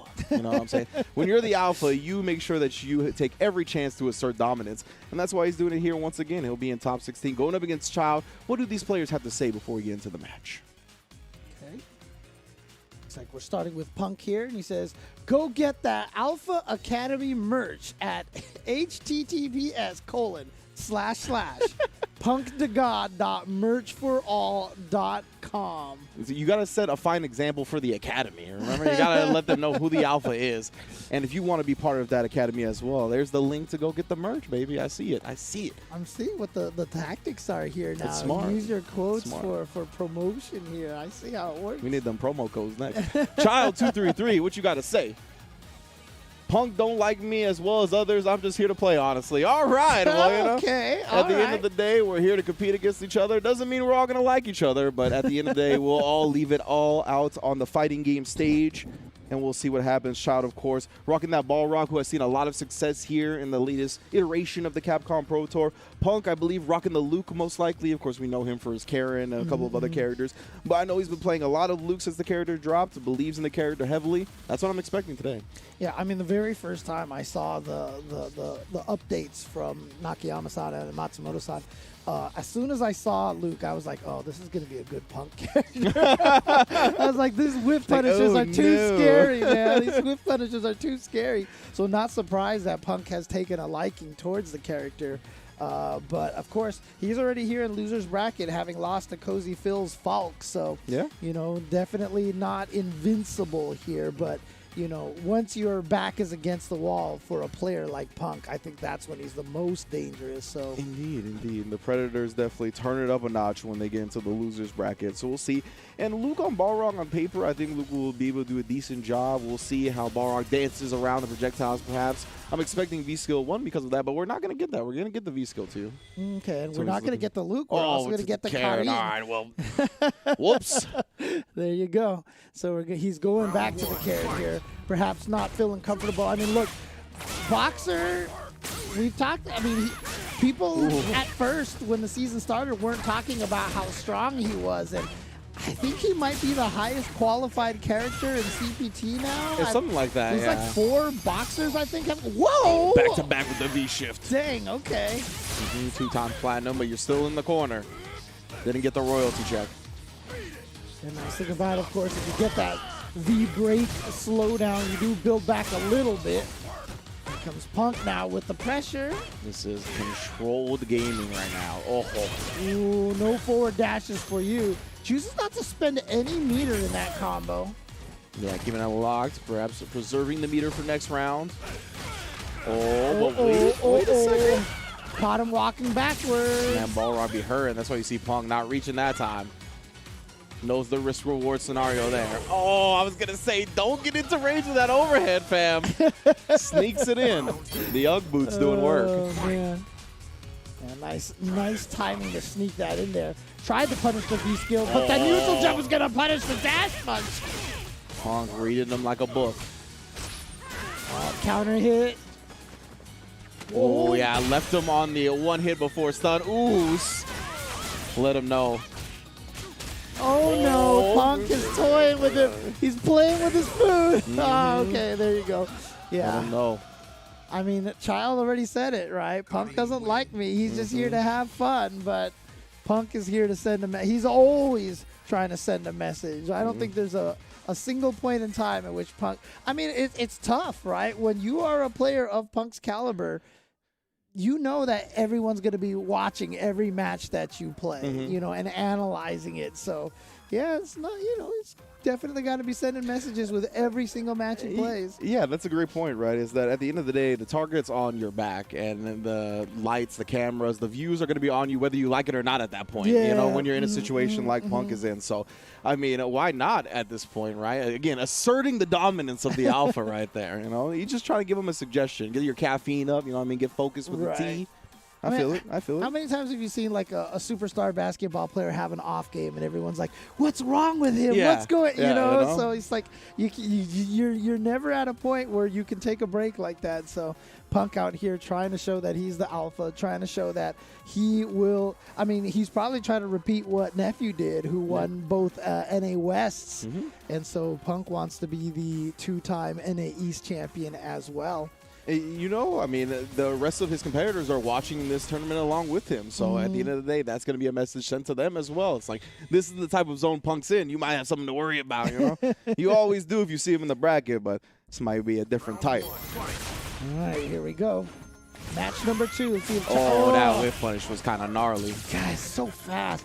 I swear when Punk does whip punishes with the slowest buttons, it looks like it's so easy and flawless, I swear. Right? It's like, I could do that. No, you can't.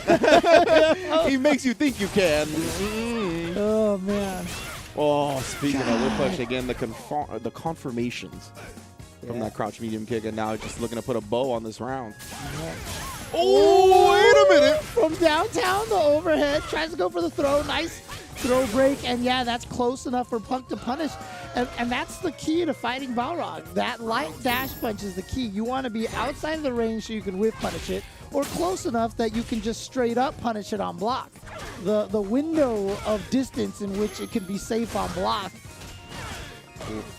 you can control that spacing. So you want to make it as hard for the boxer to space as possible. Now we're in the corner. Oh, my child with the crouch fierce. Swinging for the fences, but no, Punk was looking for that. That's the second time he's got the neutral jump punish. Oh, you just did it. Nah, he's dead too? I don't feel like I've seen that cross-up elbow since like season 1. Damn, like no one uses it anymore, and that's why it worked. I know we got another game before break, but can we break now? Oh man, spirits were broken instead, I guess. Oh man, yeah, you're right. I think we are going to be able to go to break. Oh, you're right. It is we break can now. go to break. Oh, yeah. Thank goodness. Okay, so we can just talk about this for a quick second. But yeah, as you mentioned, right, Karens have just gone so far away from that cross-up, and they really don't bring it out unless they're trying to send a message, as we just talked about before. And right there, Punk just betting on Child, not being aware of that situation, not thinking about it with all the other things that you have to worry about with your mental stack against him and the character. And yeah, I mean, that was a good bet by Punk. Yeah, I'm curious to what Punk is saying on his stream right now. He is definitely either popping off or laughing hysterically right now. But look, good stuff to Child, though, making it this far. And, he did say he was here to have fun. So, hopefully he had a good time here competing. Unfortunately, his tournament is done for today. But for you guys at home, if you guys want to keep playing and play all sorts of tournaments for all sorts of fighting games, check out compete.playstation.com to learn more about the PlayStation tournaments and, to try your hand at some Street Fighter V action as well. Get involved in the community, get involved with all the players, have some good time from the comfort of your home, and have the opportunity to win some prize money there as well. And if you're like me and just got scared to death of ever playing some competitive Street Fighter V because of these monsters in this bracket, you can check out the authorized mobile game Street Fighter Duel, which is now available for download in Taiwan, Hong Kong, and Macau. Other regions are also coming soon. So keep a lookout for more news on the global release and get ready to join the journey with millions of players to find out who is indeed the best fighter in the world. Yeah. And right now we've got 2 more matches on the first round of loser side. So after this break, right away, we'll have 2 more players going out of the tournament in the first round of losers bracket. We'll find out who those are going to be right after this break. Don't go anywhere. Time to fight, time to fight. Never give up, we won't retreat. The ones who stand have turned to feast. Alright, time to fight. Glory waits for those who fight. We unite.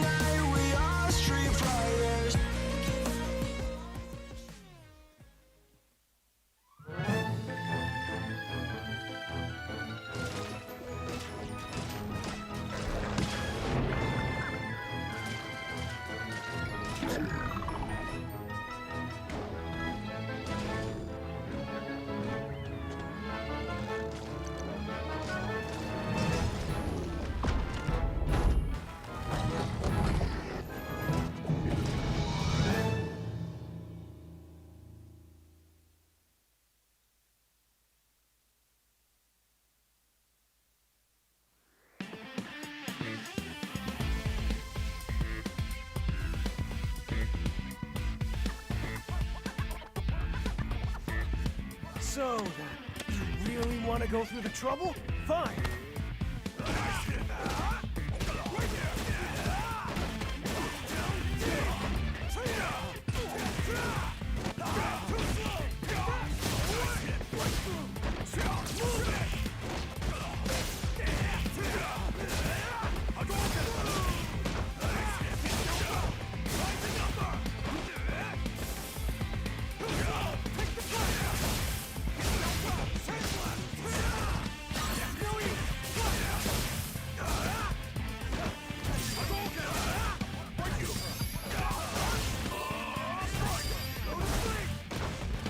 All clear! Easy mode too much?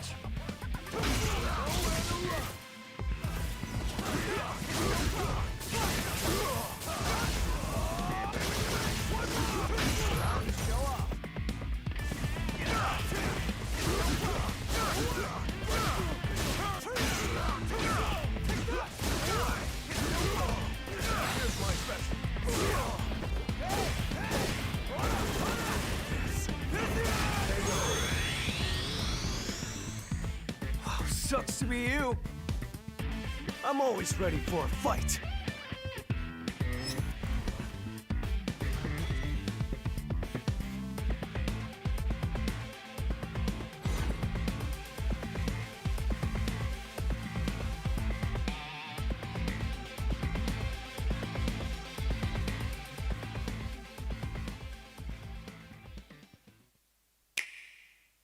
Let's go!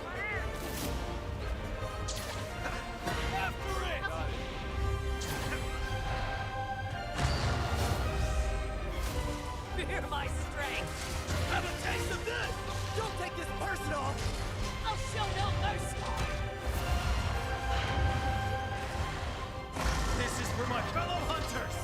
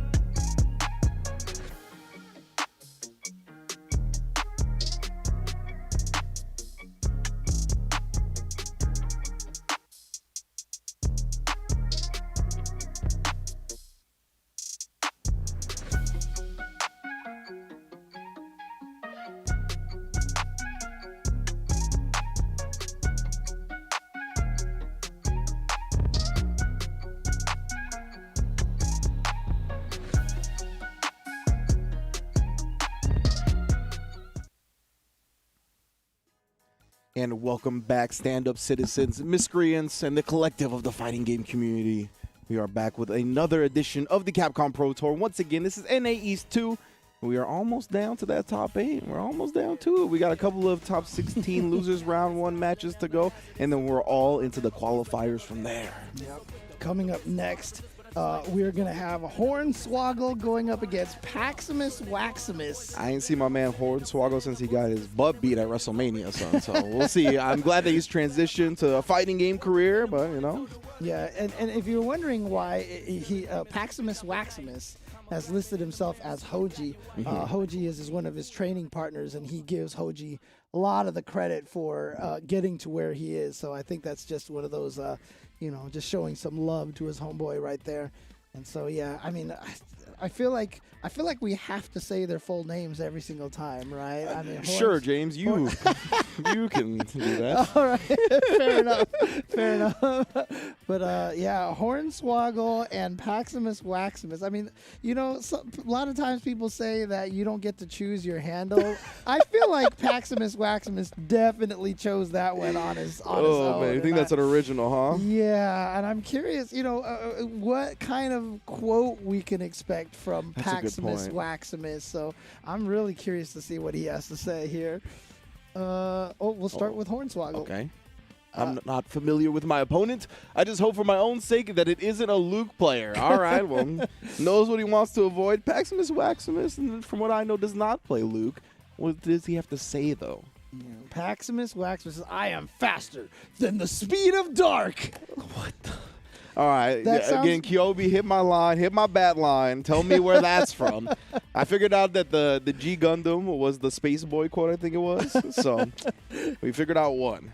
Yeah, I mean, that sounds like something a Maximus would say, right? I am faster than the speed of dark. You claim to have insight into the mind of Maximus. I mean, that's something I can't claim. I mean, my only insight is that, you know, if you name yourself Maximus, you can't have an insight. Oh, all right. Oh, man, it's everything on the surface, huh? Nothing deeper. We'll see, though, with the Ed. We've seen Ed show out a little bit here in Street Fighter V nowadays, right? Big shouts to Corey Bell. There's a couple of other Ed players that have been doing work as well. Yeah, we had an Ed qualifier. Yeah. So, again, great variety in the characters in Street Fighter V right now. No, you're talking about variety. This other character, Abigail, he used to be the star of the show. That's right. Now my man's he doesn't get casted for anything nowadays. No typecast, no movies, no TV shows, nothing. But we're back in the spotlight, man. Hornswoggle. Now, if you don't know Hornswoggle, I don't know if he's named himself after the Leprechaun wrestler, but the fact that he's named Hornswoggle and then playing the biggest character in the game, the irony is not lost on me, my friend. Trust me. Oh, man. All right, has the Maximus has the anti-airs on deck. Tries to get Hornswoggle to flinch with a delayed meaty. Man, you'll understand how much WWE I've watched with Hornswoggle, so it's just weird hearing you say it, James. It's throwing me off. My man Maximus is doing a good job so far. I keep Hornswoggle at bay. Oh, no. That's exactly what he did not want to happen. Yeah, and here we go towards the corner. So Hornswoggle's going to get the mix-up. But, wow, that didn't end up being a cross-up. Fortunately, Ed, no motions on any of his specials. So. Yeah, and just breaks the glass, catches Hornswoggle, maybe reaching for a throw. Whatever it was, got crushed. Okay. So first round to Maximus. Yeah, he's definitely doing a good job not getting caught up in the Abigail games. And I think it'd be easy to do so in this matchup, but he's really utilizing that V-skill super well. Yeah, and he gets the jump in again, but being as tall as Abigail was, hit him really high up, so he hit the button on the ground too late. Can all definitely come crashing down. Oh, he has the tire! What? I didn't even realize that! Oh, man. My favorite V-skill. A little bit scrambly. Oh, tries to walk away, but no. Goes for the fake cross-up. Now, yeah, you know what? Throw as much as you want at Hornswoggle. He's going to armor through all of that. That was so sick. I love seeing stuff like that. The EX reversal is getting armored through by the big man. Oh, yes, baby top. Shouts, Tasty Steve. And here we go, regular throw into the ground. Guy, you just don't think that's going to hit from that range. My goodness, this started out so well for Maximus, but now it's going to be on the verge of stun here. Who calls the tire? Oh, it sped it up with the NOS on that bad boy. You want to whip something for full screen? You think I'm coming close? Nah, I got long range tactics too. Oh man, it just made me think. Did you ever see that like viral video of the tire like bouncing off of something and hitting some of the old school joint? Yeah. Dude, that's what that reminded me of right there. You thought you were safe? Nah, tires coming at you, man. Oh man. Oh, dude. Yeah, Maximus saw that tire. He remembered what happened last time where he did the EXDP and it got absorbed by the run. I think he just kind of panicked and was like, I'm gonna do something before he goes and runs at me, but. Man was chilling. He was camping on the other side. And I love the fact that all the different normals, when they hit the tire, give it different velocities and speeds. And that sweep right there. I was gonna say, you never see that normal either. So it's funny that you use that one. Oh, man. Oh, okay, so there you go. Like you said, Maximus looking great in that first round, but then Hornswoggle coming all the way back here and showing that he doesn't need his lucky charms to win the match. I did tell you he's a leprechaun wrestler. It's true. That was his gimmick in WWE.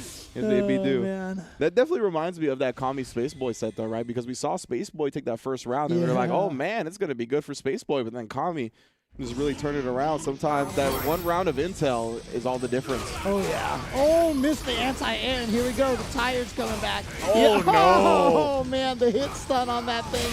And you're going to fall. Jeez. Hornswoggle, not like this. It's not a Luke player, but I bet you he doesn't have a lot of Tire Abigail experience either.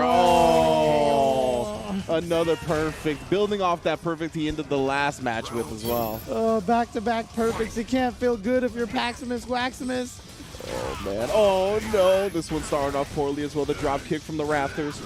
Yeah, Maximus has not done any damage to Hornswoggle. Oh, no, the baby toss again. In 2.5 rounds now. Oh, not like this, please. No, is he dead? Oh, he had to guess. Oh, okay. No triple perfect. He's alive here. Moral victories. Victories. Ride this victory. Ride it with the momentum. Yeah, get that out of here. Let's go, Maximus. Brings it back down. Can we reverse this momentum? Has him in the corner. Ooh, he doesn't want to let this get away from him. Doesn't want to let it set him back down. Oh. And, of course, Hornswoggle, that's exactly what he was looking for there. Settle it back down. Make sure it doesn't get too out of control. And finishes off the set 2-0. Nicely done for Hornswoggle. Almost a triple perfect that we had in that situation. So, like I said, moral victory for Maximus. And honestly, getting here to top 16 on NA East is no joke. So congratulations to him and well played. Unfortunately, his run is done, and Hornswoggle is the one that's going to be moving forward, and definitely will be easier to keep saying his name on commentary. So, it's a W for everybody. No, but Abigail in general is just one of those characters, right? That just destroys your life bar right there. So we saw that on full display from a man Hornswoggle. I had a point that I was going to build upon that, but I forgot it. So instead, we're going to Psychotic Chaos versus Flux Wave Z, or Flux Waves. Yeah, again, another one of the other Canadian players here. This is NA East, so that includes Canada as well. So Flux Wave's going to be going up against Psychotic. Yeah. Most definitely, and I believe we're gonna have the jury. I remembered my point. I was just okay, go for it. No, it was just the fact that at the end of the day, that's how command grab characters get down. And with your high damage character like that, like perfects are just gonna happen. You know what I mean? Like you can't let them affect your mental game like that. It's just something that is a consequence of playing this type of game. Mm-hmm. So Psychotic versus Flux, that's gonna be our next match. What do they have to say before they step into the ring, though? Any more strange quotes from anybody? Flux Wave says, I haven't played Psychotic much, if at all, but I should be ready for jury, I think. Yeah, my man is like, he started unsure, finished unsure. We shall see. What does Psychotic have to say? That was definitely a Flux Wave right there, right? So named appropriately. I'm honored to be amongst such great players. I don't know how I made it this far, but I want to thank everyone for the support and help prepare it. Like, I feel like he needs to be like, oh yeah, with the deep throat picture. Yeah. It's like I don't know how I wrote this for, but I want to, You have to understand, bro. People want to copy the jury tech. He's protecting his identity for a reason. Not gonna let his local goons figure out that he's the jury that's been terrorizing the streets. I understand. It's New Jersey, man. You never know. At least that's what I think the NJ stands for. Oh, man. But, yeah, Psychotic Chaos, Flux Waves going to be going up here in this next match. This will be the last of the first round on the loser side. And, of course, all the players who have gone out already in this round basically finished tied for 13th. Yes. And I'm expecting Flux to go with the Poison, right? Obviously, he's played some Mika in the past, a couple of other characters. But I think up against the jury, Poison should prove effective. Yeah, and it's kind of sad, too, because, I mean, like, I feel like, Mika and Ibuki are two of those characters that have kind of followed a similar curve, really strong. And just nowadays, you don't see them as much. I mean, obviously, there's players out there like Luffy who still uses Mika to super high effectiveness. But again, definitely characters that have definitely fallen, by the wayside in terms of usage. And that continues here as Flux is going to bring out the poison. Yeah, I think this is going to be a pretty decent matchup against Jury. I imagine the range that Jury likes to play at lets the fireball go a lot of the time. Poison will be able to kind of contest that with a lot of her long range options. So we'll see. Jury probably not going to be as easily able to get some of her stocks because of the range as well. I do feel like we have a missed opportunity to have both of these players use the same costume for the two. Oh, no. That would be putting us to the test. Yeah. Start mixing up the commentators. Oh, man. All right. And right now, you can see both players are being very timid, very careful. Considering Flux already has the lead here, it's definitely going to be good for Poison. Ooh, and that's what we were going to talk about. That's why I tried to highlight before, but sneaking out that fireball right beforehand might not be as easy as I thought. Attacking after the plus frames right there, and Psychotic just blocking, so we'll see how that mix-up evolves over the course of this match. And here we go, activation goes for the buttons, and we saw Psychotic just try to jump out of there. I'm sorry, Flux Waves try to jump out of there. Yeah, a lot of patience being shown from someone named Psychotic Chaos, I gotta say. I was definitely expecting them to take a little bit more risk, maybe use like an EX flip kit to try to get in, but all been very disciplined so far. Wakes up with a button right there that catches them off guard, though. Yeah, okay, here we go. Time for the pressure. There we go. Gets a throw. Yeah, we're putting the plus frames on her. Yeah, gonna take the throw early on for sure. Oh my God, the step kick. Coming in for the crush counter, giving Flux Waves that first round. Yeah, she hits you with her whole leg on that joint, so you can't like low crush it. Sometimes that like hop forward kick from Jury will low crush the move. That one's not gonna happen though on the big heavy kick. And see again doing the buttons, but a little bit delayed that time. Maybe trying to take out a delayed throw tech OS. Oh no, I was gonna say within stun range, it's gonna hurt. Probably put her on life support after this. Yeah. Ooh, time to guess. Yep. Oh, you wake up with the EX flip kick? Oh my goodness, hard called out the throw right there. Definitely believed in himself heavy, but unfortunately it was still too much of a deficit to overcome.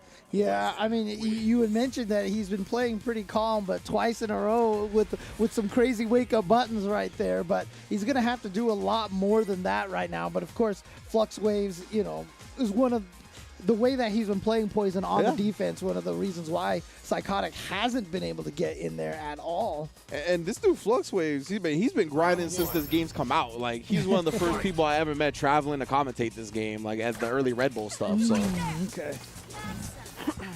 He's definitely been around the block before, very used to this tournament type of environment. While Psychotic, definitely at least a newcomer to my eyes. I haven't seen him too much in this setting. Oh, man. That crouching heavy punch is just paying so many dividends in there. Again, buttons. So he's done buttons 3 times after the EX heart rate. So let's see if he finally decides to go for a throw on the 4th one. Yeah, definitely that conditioning. And look at that, sneaking forward after showing him the stance for a second. Oh, no, still the buttons. And Psychotic goes for the V-shift this time to not deal with that mix-up. But again, that crouching heavy punch has landed so many times. Oh, the plus throw whiff. Nice job from Flux. It's being such a solid wall right there. Taking the throw, not letting Chaos get anything started. Yeah, I'm just trying to figure out right now, like, what can Psychotic do to try to punish that crouching heavy punch?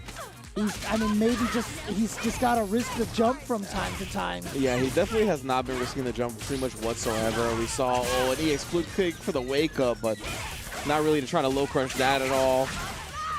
Unfortunately, finds himself in the corner once again, does bet successfully on the reversal. Oh no! Ooh, standing right outside of, and then back-to-back throws. Oh, iceberg slim. And we talked about that. Once your life is that low, you can't take the throw anymore, and that just becomes such a scary mix-up to deal with.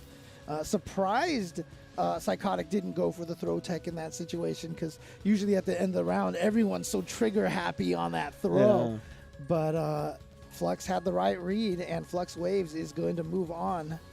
Yeah, it's interesting that you make that point, because Psychotic Chaos definitely, to me, seemed very composed, right? I think he got outplayed a bit by Flux Waves. Flux Wave just kind of made more correct decisions in the end, but Psychotic never really felt like he was panicking or out of control to me. So I hope they continue to play, because I'm sure we will continue to see them in these prominent top 16s with the way they played that jury. However, good stuff to Flux Waves. He's going to be moving on in the bracket, as you see. He's going to be going up against Cozy Phill, who was our first participant in the set today. And then we got Hoji and Hornswoggle, Panda Punk versus Zisnuts. But of course, before we go to break, we have Shine versus Space Boy. Another heavy-hitting matchup. East Coast in the building once again. Shine, we saw the Ibuki in that winner's side up against Arturo. We've seen a lot of Cody from him as well. Space Boy, one of the Socrates of America. What's going to happen? Yeah, that chunk right there, this like right in the middle of the brackets, just the way that it's laid out, that is an NLBC situation. Shine versus Arturo, Kami versus Space Boy, now Space Boy versus Shine, IDom versus Arturo. Yeah, dude, this is like NLBC. And shout outs once again to Spooky and everybody responsible for running NLBC, one of the premier events of the week, every week after week after week, and the strongest players. It's no shock that a lot of the best players come from that region, playing in NLBC every single week. Yeah, exactly. One of the foundations of the fighting game community, honestly. We wouldn't be where we are without NLBC and Spooky and all the players that enter it. So big ups to all of them. We have a lot of them on display here today. They are the stars of the show. And we're going to get to, as you mentioned, we got Shine versus Space Boy coming up next. Space Boy, I think, yeah, like we said, Sakura, we know that. Shine, whether it's going to be the Cody or the Ibuki. You know, I was expecting the Cody up against the Dhalsim just because of, like, the ability to V-shift out of a lot of Ibuki's things. Up against the Sakura, I don't know. I could see the Ibuki working out, but for some reason I feel like because I said that he's going to go Cody. You know, so who knows? Yeah, I mean, perhaps he might want to go with the Cody just because, you know, he can play footsies against Sakura a little bit. Cody's got some good normals, the standing medium kick, the EX Zonk knuckle to be able to get in there, and it is going to be indeed the Cody. And like I said, I feel like it's because he's expecting a little bit more of a grounded match over here. And I think he did go, yeah, he has the V-Trigger 1, so he's got the knives on deck. The knife. But he does have the V-Skill 2. There for the sway games. Yeah. Try to dodge some of that projectile, maybe dodge some of that corner pressure that Sakura's very good at, and she gets a meter. Ooh, nice whip punish right there. Yeah, that standing medium kick. We talked about Sakura's standing light kick on how good that is. Fortunately for Cody, that standing medium kick can kind of fight it a little bit. Definitely similar animation, similar range. Oh, okay. And there's the sway we were talking about, able to dodge some of the projectiles. Yeah, I was going to go for the V-trigger activation. Going to get it this time. Here we go. Time for the knives. What can he do with this? They have buffed the knife so much during all the patches here. The Shank's coming through. It's a tricky situation because you very rarely get to fight Codys with knives. and so it's like you really have to know the character. Oh, no. Yeah, this is putting the fireball on him to make him block once he woke up. Nice job catching the jungle point that time. Ooh, the last hit was able to do it. It was like little tiny pixel, and that last hit chunk was able to do it. And you know what? Yeah, gotta take off part of that suit over here, but here we go. Space Boy towards the corner. Going back at it here, you know, Shine trying to pick his spot and does so expertly. Again, the buttons from Cody on the ground are so scary. Yeah, you see, definitely are able to contest with Sakura. She just V-reversing the plus frames away. Ooh, busts out as soon as the tech happens. Here you go, activates the knife again. Boom. A healthy chunk. Slice him. Oh, God, that recovered so fast. Yeah, now he's going to get the confirm off of this towards the corner. Shine's got to find a way out of here. Oh, just ends up eating the jump kick. So Space Boy taking game number 1 over Shine. Yeah, I feel like Space Boy is definitely jumping more once that V-trigger is active. I feel like he's kind of taking advantage of Shine's expectations or what Shine's looking for in those moments where he's trying to really bully him on the ground with a knife. And I feel like, yeah, the jump-ins have really come in clutch after that. Okay. So Space Boy looking really strong here again. One of the players that, you know, Brian and Rob mentioned as an underdog. Space Boy has taken a lot of tournaments in the region. And again, as strong as the NA East is, that's not an easy thing to do. So Space Boy is definitely one of those players who's just like on that cusp of, you know, being one of the world-class players here from North America. I'm sure some people would say that he's already kind of in that conversation. Yeah, you know, we were talking a little bit before this, right? And like Punk and IDom, I think, are on their own tier. Yes. But everybody else, I would say, I would put Spaceboy on that level of NYCFurby, of Shine, of Rushdown, of everybody at Kami. All these players that are just below IDom and Punk. So, yeah, I mean, besides them, I mean, it could be anybody's game, in my opinion. Well, Shine does decide to go back to the Ibuki. Yeah, interesting. It just really felt like that Cody, the game plan that he wanted to inhibit, just did not work out. Yeah. Just trying to play still mostly a grounded game. We haven't seen, even against NYCFurby, we haven't seen Shine use a lot of the EX kunais from the air. Which is, of course, I always joke, the best dive kick, EX dive kick in the game right now. Look at that. He's got the commentary on, James. He heard your call for it. Yep. He's like, oh, yeah, that's right. Okay. But look at that. See? He's been playing Cody. He forgot. You know what I mean? But you see how powerful of a tool that is, because on block it is plus, and then on hit, it's an easy confirm into a follow-up. And Spaceboy has been super on point with his anti-airs as well. That's like been something he's been constantly looking for, as you can see right there. So that's going to be another reason why Shine wants those ES kunais in the air. Yeah. Here's Kitty Cat. Never hear it as piercing attack. I'm sorry. You actually just ruined me for sure. I always hear piercing attack, and now. Oh yeah. Now I will never hear it again. So he sounds like, here, Kitty Cat. All right. To the EX, better meaty situation there. Okay, gets the confirm. Oh, no juggle. Interesting. Not sure what Spaceboy was going for there. Wanted to save the V-trigger maybe or more, but there you go. Hey, look at that. There's that EX kunai. What side? What a why? That is definitely, these two players know each other right there. That was ridiculous. My man just played against some Ibuki before. What an anti-air as well. The split leg kicks. What? My man Shine showing no fear, just pressing these lows. Oh, the piercing attack from long distance as well. Oh, and a great adjustment from Spaceboy right there. He had seen Shine so willing to press those crouch light kicks, crouch medium kicks. Just stays outside the range and whip punches cleanly. Yeah, I mean, look, we talked about that standing light kick in the previous match. It's one of the best standing light kicks in the game. Free. Yeah. What the? It's outside the range. Oh no, nothing behind that stand like that time. And the third one was actually outside of range. I wasn't super confident in that hitting. Oh, out of the sky again. Spaceboy trying to lock Shine down in this corner. Oh, look at trying to get these preemptive fireballs. Not gonna have him though. Shine switching it up effectively, staying on the ground. 100% I would have jumped into one of those two. There you go, activate into the throw. That's been one of Sakura's biggest and most important buffs, that EX Tatsu into activation. Rolled right into the DM, but Shine not closing the deal. That's a whole lot of damage here. Yeah, well, now guess what? Oh no, finally does jump into it, and the kunai is not going to be enough to save you when you don't have the life to survive. Oh, Spaceboy. Finally, he did not abandon the plan, James. Persistence pays off once again. It's the worst feeling right there, but what a call out by Spaceboy. Said, you know what? Yeah, your jump EX kunai has been getting you wins and getting you in.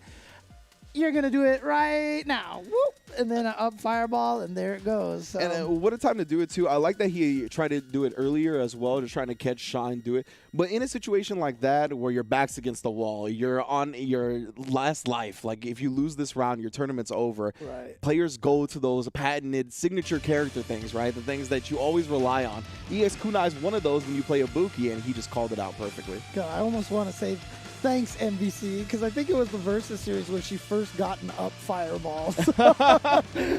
They're like, let's give it to her in Street Fighter V as well. So there you go. Nicely done. And that means that Spaceboy is going to move on. And indeed, Shine is out of the tournament, which is crazy to say. Going out in 9th place. He's always been one of the strongest players in this region. One of my favorite players, to be honest with you. Obviously, he's also one of my Lucia senseis out there. So sad to see him go, but, you know, strong performance by Shine, and he will be out in 9th place. Yeah, I believe he was feeling a little under the weather as well, so well wishes to you, Sean. Hope you feel better soon. Big ups on that performance while not feeling well on top of that. He made it very far, one round away, or one match away from getting to the top 8. But big ups to Space Boy again, holding it down, has continued his rise to prominence in the Street Fighter V scene, and he will be rewarded with the winner of Zisnuts and Panther Punk. But that, of course, is going to be in a little while. Right now, I want to tell y'all about the song that has been lacing your ears time in and time out. PKCZ has been holding us down throughout the Capcom Pro Tour here in 2021 and now 2022. So big ups to PKCZ holding us down. Once again, you can check out the link at the bottom of your screen right now. Yep, and I'm sure you've all been watching that Street Fighter League all year long, all season long. It's been some excellent stuff, excellent commentary as well by Vicious and Tasty Steve. They've been doing a great job over there. It's been really fun to see all the players from around the world going up against each other there. And, I mean, that's just the ones that are on Thursday from the U.S. ones. There's also been the Street Fighter League Pro Japan as well from all the Japanese players over there. Both of them are continuing. This Thursday is going to be week 14 of the Street Fighter League Pro US season. And so remember to catch all of this action on twitch.tv/Capcom Fighters. But it's also going to be on YouTube/Capcom Fighters, Facebook.com/Capcom Fighters. You have no excuse to miss this. If you don't have a Twitter, if you don't have a Twitch, if you don't have a Facebook, there's got to be some option out there for you to catch this Street Fighter League. And I know Ultra David would be real pissed if I didn't remind Esmeralda, Jeremiah, go to compete.playstation.com. We see you dodging. You don't want to pick up the sticks. You don't want to get into the open series. It's free. You can find out all you need to know over at compete.playstation.com. You could be in SFL. You could be in the Capcom Pro Tour. And you can start that journey all over at the PlayStation website. So please do so. Learn more about that Street Fighter V action and get your hands on some yourself. Yeah, Esmeralda.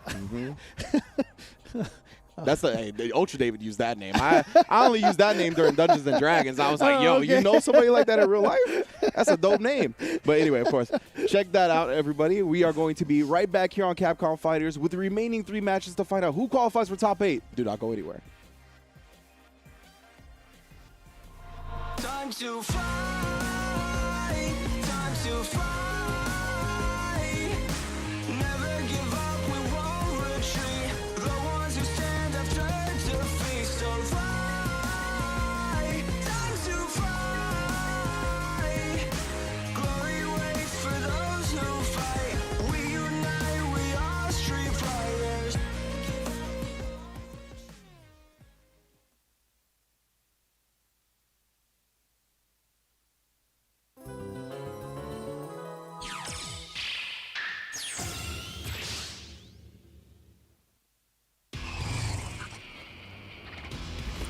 If I go too far, please forgive me.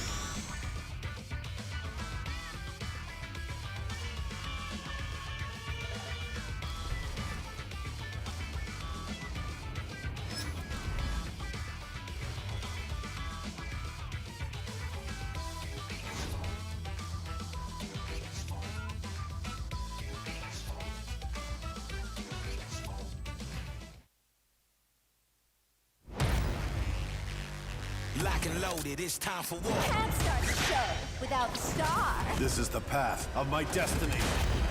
Come on, let's turn up the heat. About time to finish this.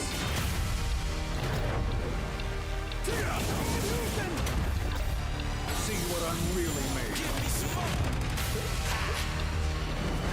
I'll show you.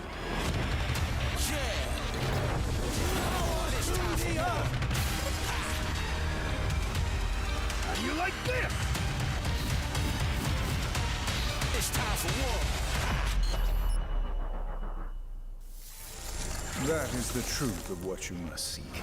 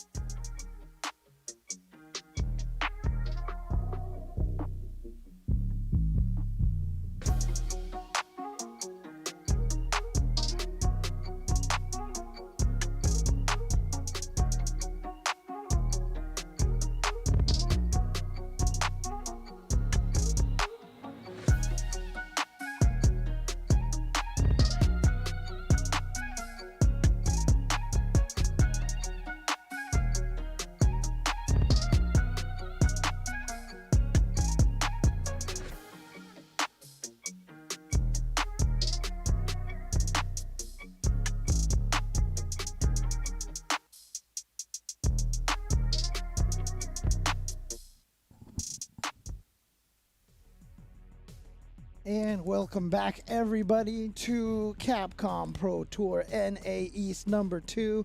We've got 3 more matches left to find out who is going to make the top 8. Is it going to be Punk or Zisnuts? Is it going to be Hornswoggle? He's not or trolling Hoji? you. That's the player's name, I promise. Flux Waves or I know, right? I feel like I'm just going to. Oh, man. Oh, man. You got a legendary tweet that's not too far from his name, honestly. Yeah, I know, right? I mean, look, dude, as commentators, the names that we've had, I mean, like I said, I've already been enjoying Hornswoggle versus Maximus enough. And, you know, I'm almost kind of sad that Zisnuts isn't going up against Hornswoggle. If only. Oh, man. But, yeah. So, yeah, right now we got Redeemed Zisnuts going up against Punk. Of course, Ziz was playing on the Akuma earlier up against IDom, right? We saw IDom break out the poison, very dominant in the match. We saw Punk very dominant in his display as well. So we'll see if Zisnuts, I mean, it's a tough draw for this man, right? I mean, you lost to IDom in the winner's bracket, and you were rewarded with Punk in the losers. Oh, no. So it honestly can't get much worse if you're an NA participant. Yeah. So you know what I'm saying? But this is the pressure that diamonds are made out of right here. Zisnuts, he's being forged in the flames right now. This is how you become stronger. and you know what? As one of the 2 Canadian representatives, man, this is how you prove the Canadian True. strength, right? Yeah, exactly. Got to take out one of these players here. I want to see him. Maybe he's a student of the Stu Hart dungeon, perhaps. You know what I mean? He's got the Hart lineage behind him. He'll need everything that Canada could possibly do, possibly aid him with to go up against Punk, I think, because this man is looking like a terror. Playing the Karin as well. I was expecting the Luke. I was expecting, considering he had already won the NA East 1, that it was mainly going to be a Luke flex, but we see him bringing out the business character. So yeah, I mean, nuts. Maybe he had something in particular against Child for bringing out that Karin or something. Yeah, I don't know. But yeah, perhaps we'll go back to the Luke here for this match against Zisnuts. She's gonna be saying these the whole day, all day. Earlier, I was the one laughing. Now he's not going to be able to control it. Oh, man. Oh, okay. Oh, look at this, man. Oh, what's the Luke? We've got a Star Wars expanded universe here, right? Got Luke going up against Luke. Oh, what is this? Here we go, man. We got Luke clones going on here. This is like the CGI Luke versus the deep fake Luke. They're like, which one's better? Shouts Corridor man. crew. All right, right, so we're gonna see a lot of projectiles being chucked at each other from the screen away. Yeah, we're all stocked up with that V-Skill and V-Trigger one on both sides, right? Yeah, Be able to enhance those specials. Yeah, but you'll never be confused at which one is Punk, as he's always going with the pink colors these days. Mm-hmm. So he's got, I mean, he's like he looks like a watermelon candy. Yeah, you know? exactly, yeah. It's like 100%. some watermelon bubblicious or something like that, you know? Ooh. And right now, Zisnuts doing a good job pouring on the pressure, trying not to surrender too much space to Punk, but he didn't need to do that. He had the life lead. That was a big risk. Oh, okay, so this round's going to go to Zisnuts, but again, with a player like Punk, as strong as he is, first round is usually just data collection. So gotta be careful. When you fight against a player of Punk's caliber, that's something you have to keep in mind, that they're getting all that information about you. So you have to make sure you stay as, you know, varied as possible. You gotta turn the VPN on. Yeah. And can't let them track your movements. Woo, okay. I talked about the whip punishes of Punk, but he's nuts right now. Oh, nice crush counter this time. Catching the ES early. Now we're in the corner of Punk. Looking to take control here. Put that plus frame on him. Oh, yes. Oh, what was the time right there? Nah, Got I'm not counter sure. hit. But here comes Punk with a big life lead close to stun. Decides to back off a little bit. And I like that idea. Don't want to get back thrown into the corner and don't want to push too hard against someone who is about to be stunned. Ooh. Healthy chip down. You can see he even still has a little bit of V-Trigger left, and Luke can build some more while it's active. However, that crouch jab's all he needs. Yeah, that's right. He's got the V-Trigger that doesn't go down at all. Yeah, exactly. With the regular attacks and when not landing them goods, build some of that meter back while it's active. Yeah, but he does lose the meter when he gets hit. So that's the whole idea right there. Oh, no. Committing to that, it results in a punish. Zisnuts has the corner. We saw so much success from him here in round one. Okay. This is important for Zisnuts now. If you can take this first game and catch Punk off guard. The Universal right there, offensive style. Wants to keep him locked in this corner here. That's trying to cash on some of that great life as well. Oh, no, gets him skilling up. Well done from Punk. Just takes the knockdown for that Oki as well, trying to inch his way forward. Going for the buttons. You see Zisnuts playing very solid defense right now. Can't crack the shell of Zisnuts. Oh, man, Christmas time has passed. No more nutcrackers. And now Punk, look at this. Playing a little more defensive now. Try to sneak his way in. He's got that V-Trigger ready to go, but you see it draining as he gets hit. And the moment he tried to sneak his way back, he got swept. That was huge from Zisnuts when he put him in this position now. Yeah, but it's slowly building up again. That V-Trigger finally spends it and it's gone now. But he walks into the stand medium kick of Zisnuts, and look at this. Zisnuts. You're doing it on purpose, James, all right? I don't want you laughing when you're doing it on purpose. Look, okay? Zisnuts is going to take the first game over Punk. No, and that was really well done, too. It wasn't like any shenanigans or him putting him in some weird mix-up he hadn't seen before. That was just solid fighting game style of play. Yeah, but probably a surprise to a lot of people. A lot of people out there saying, Zaz nuts. I'm mad I left. I took a drink of Red Bull and went up the wrong nostril because I was laughing. Sorry. Oh, man. Oh, caught him on the landing frames. Yeah, right now we're kind of calmed back down in the neutral. Nobody's scrambling. Both players just trying to get into that range where they can abuse the fireball, that stand medium kick, the crouch medium kick as well. See right there, a quick punish from Zisnuts again, just playing nice and safe. Yeah, he's just playing solid footsies right now. Like you said, not doing anything crazy, just playing really solid. Yeah, I was going to say, using that a little bit as well. I think that's one of the towards punches from Luke. Ooh, that was too far away for the combo, so he did the special move by accident on whiff, but Punk wasn't expecting and got hit by it. Oh, caught him moving forward. Here we go, activation time. But again, Zisnuts just checking him the entire time. All right, takes him to the corner though, Punk. If you can make something big happen right here, this would be a huge momentum shift. Oh, speaking of shift, what a V-shift decision right there. I love it. Oh, he actually still connected. Didn't confirm into anything, though. He didn't get the charge up on that.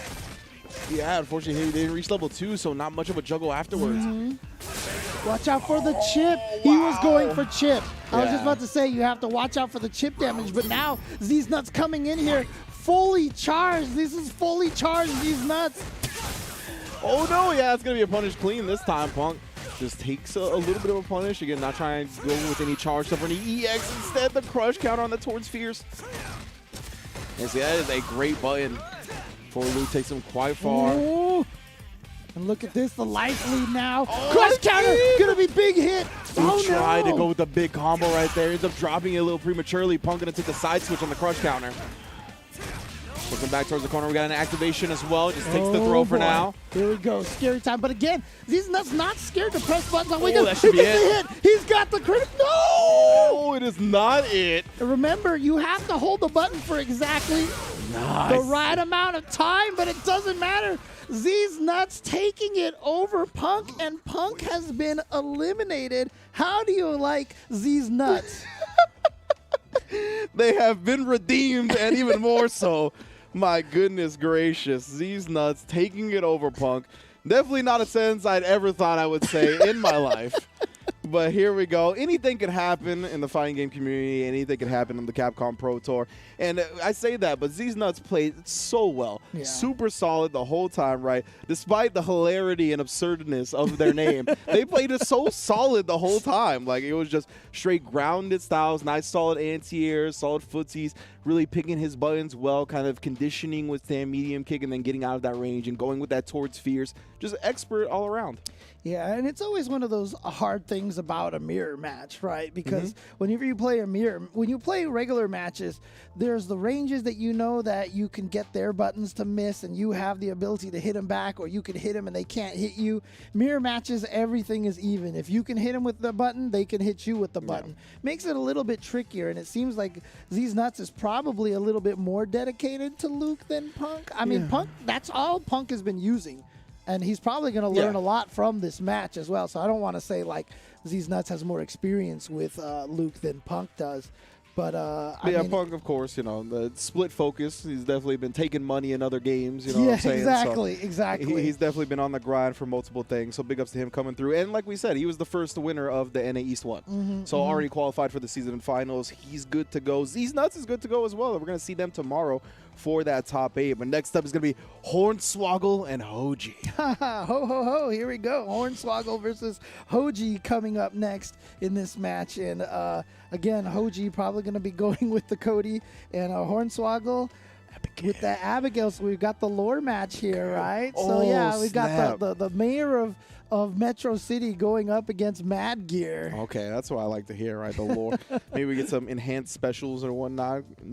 The player power-ups, really. We'll see if Hoji can kind of get the protagonist on his side. That's right. You know I really do miss the customized intros, though. You know, if they could get the Final Fight custom intros, but ooh, that would be a good way to do it. I think because like I like ideas like that where like special lore interactions like play out certain ways, but to do it gameplay wise is so weird because of like balancing. But I think custom intros is always really sick. Do you remember the Alpha 3 one with Guy and Cody?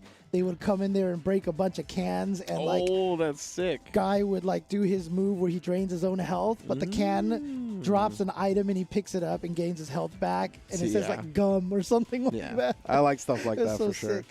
Well, between Abigail and Cody, I think like Cody should have a decent time, especially with the pipe. I think a lot of the time we'll be able to kind of contest Abigail in that range. But we've seen Hornswoggle almost a triple perfect, right? We saw back-to-back perfects. It's just one of those characters, right? The grappler's chance. Yes. As long as you have a command grab, you have a chance to just one-turn your opponent, basically. They just make the wrong reads and they die real quick. And, I mean, that could definitely deteriorate your whole mental game. Yeah, and now the question is Hornswoggle gonna go with the tire? That's true. We did see the tire earlier. I hope so. Yeah, like I said, absolutely one of my favorite V skills. I'm always sad that it's not used as much as his V skill 1, but I mean, for me, just the entertainment factor of that tire is just endless. So, and if you're using Abigail here, like this late into Street Fighter V, I think obviously you're well versed in V Trigger 1 because you probably played him while he was a menace. You know what I mean? That's right. But like with V Trigger 2 now, I think there's still plenty of people that while you might know how to fight against Abigail, you don't know how to deal with that tire. And yeah, we got the V Trigger 2 once again. Yeah, but he is going with the V skill 1, so we're not going to see the tire. And Hoji, of course, going with the sway. Oh, wow! He went for the up ruffian kick from that far away, knowing Hornswoggle was going to hit a button. Man, I'm so sad. He seemed like such a tire-oriented player. Yeah. But we'll see now. Oh, Hoji doing a great job utilizing Cody's advantages. Like I said, in this match, I think in the mid-range, Cody will have a tremendous time, honestly. Whirlwind's pretty good. He's got the song to kind of contest Abigail from a little bit further range than Abigail wants to press buttons at. Yeah, and doing a good job controlling that neutral with the fireball. Zoning, but here we go, activation. As you said, this character can get a perfect at any time, so never out of a match. He's never out of a match. Oh, the universal does connect, unfortunate. A little bit trigger left. Oh, he tried to sway, but he did it too early, so he doesn't dodge it, eats the full health. What? He just ducks under the super kick? He's going to be able to punish that. Oh, man. A little bit of a scramble at the end there, but Hoji comes out victorious. A little bit too late on the punish from Hornswoggle. I'm going to try and knock the dye off the bleach dreads. All right. Oh, yeah, this time baiting out the parry. A lot of times you'll see Abigail players, they use that parry, almost reflex it like as a reflex. And so you can bait that out pretty easily from them. Oh, yeah, and at this point, you see Hornswoggle, he got into a lot of trouble swinging in that mid-range last time. Great whiff punish right there from Hoji. That was ridiculous. But you can see he's trying to, try some different things. This time you saw a couple of neutral jumps come out, gets a big anti-air. Towards heavy punch and neutral, okay. Gonna reset there. Both players trying for that big uppercuts. Sitting on a lot of resources is Hornswoggle. He should be able to cancel into the super here. All the way through. Oh, yeah. Yeah, do as much damage as you can to make sure this kills. And there you go, 1 round apiece now. That speed bag status. And yeah, Hoji was looking in control, but we all know control is just an illusion when they're going up against Abigail. Still want to know what he plugs Cody into. I mean, it's the same thing that Spider-Man swings on. I was gonna say, yeah. I was like, he's gonna swing on like Spider-Man. That's legit what I was thinking of. Oh, it's hilarious. Oh man. Oh, nice jump out. Avoids the baby toss. Oh no. Okay, man, just a little bit of slops here, but Hornswoggle coming out ahead in that situation. He's got the corner. And that's the scary thing. I think up against Abigail, he likes a scramble. He likes a brawl. You see him throw him out of the bat spray right there as well. Keep that dirt in your pocket. Oh, Hoji's so scared of getting stunned right now. Yeah, he's managed to build that down a little bit, but... Oh my goodness, he's just bullying him. Oh, beautiful timing on the sway. Okay. And here comes the rock, still bouncing on the ground. Gonna get the juggle out of the air. And another one. Gets the free jump in from the rock. Oh, just counter pokes there. Takes the life lead with it though. Extends it just a bit with that crouch jab. EX roller for some plus frames. Oh, what a dodge on the V reversal. Hoji lied in wait, set up shop, and countered that option perfectly. Man, Hoji had that red from the beginning. He's like, you are going to V reversal so to get out of this pressure. I have the punish all ready to go. Nicely done. Hoji taking game number 1. And so far, the storyline of Final Fight is working out here. So, man, in stylish fashion, too. As soon as he thought to do that EX Whirlwind, that's exactly what he wanted, right? That was the entire sequence that he planned. Yeah, he's like, you don't want to deal with this projectile. Oh, throws him out of the bat spray again. That was true protagonist plan, though. That was like, you fell into it. That was like Fred from Scooby-Doo. Perfectly planned. Ooh, try to whip punish. A little bit too far, I think. So he's going to get the Hornswoggle's going to get the jump in. Oh, no. Oh, just flicks him in the dome. Yeah, and now right next to him, Hoji's trying to fight his way out. Gets the plus frames. Wow. Goes for a heavy afterwards, knowing that, oh, what? That was pretty slick adjustment. So it seemed like Hoji not pressing the button, expecting perhaps the V skill, the parry like he did before. Hornswoggle was just like, no, I know that you're expecting me to do that. So he throws them when he lands. Yeah, it's a good call. It's a good call. Good. Like I said, it happens reflexively, and for Hornswoggle to be able to have the awareness to not try to parry against that jump, really well done. All right. Oh, he actually got caught flinching there, but it's an air hit, so not that big of a deal. Chase down the back dash. Yep, he's holding on to that V-trigger for now, though. There we go. Activates it on block. Gets the side switch. It catches them low. You ain't going nowhere. I thought I heard Hoji try something. And here we go. Command throw. One more mix-up for stun. He got him with the flip. He was scared of the baby toss, but no. It is going to be the flip, catching him jumping backwards. And there you go. Hornswoggle ties it up 1-1. Man was like, I'm a full-grown man. Stop putting me in a car seat.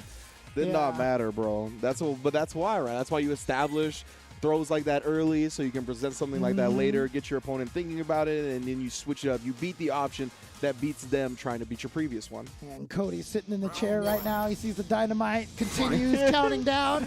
He inserted another coin. Here we go. This is his last credit, though. You got to make it count, fam. Mom and dad ain't hooking you up anymore. Yeah, big punish on the ruffian kick. That was definitely huge, a huge start for Hornswoggle here. And now you can see Hornswoggle's like, I got a life lead. I don't have to push too hard at this point. It's up to you now. And I'm just going to challenge those fireballs and get rid of them like that all day if you want. Yeah, my man. Wombo chilling. Yeah, you can see Hoji's trying to... Oh, he just did it too early, the anti-air. That was the right option. Nice! Again, the reaction with the sway. Oh, he went for the V-break follow-up. I don't think Hoji was expecting that. Yeah, the V-reverse, that's a lot of great life building on Hoji's side now, but he does, yeah. At least get the trade on the anti-air. Got him also with the zonk, and here you go. The rock is... Oh, okay, I thought the rock was still coming. Never mind. Oh, sure, he's got another movie to make. The pipe is still... Try not to throw it away. It is up on the V-trigger, so yeah, next use of it was the last. Oh, ooh, and if he didn't block that, he would have, that jump punch had whipped, I think he would have landed on that fireball. Oh my God. He's got full CA as well now, so. Oh yeah, one hit and you're dead. So you have to be very careful. Oh my goodness. Oh, 9 seconds. Oh, what a jump, Hoji. So smart, so aware of the clock and the way it affects his opponent's decision-making. Realized at that point, he recognized that his opponent recognized he was going to down back for his life. Yep. No longer. Considering that command throw was looming, you had to make a move. And there it is again, throwing that empty jump because Hoji trying to bait out that parry. Oh, tries for another one, another empty jump. This point very even here. Oh, he punished, but nothing big. Yeah, might have been too far. Oh, nice. I like that one. For the little mini knockdown. Here we go. Activate out of the air. Chases the V-shift down.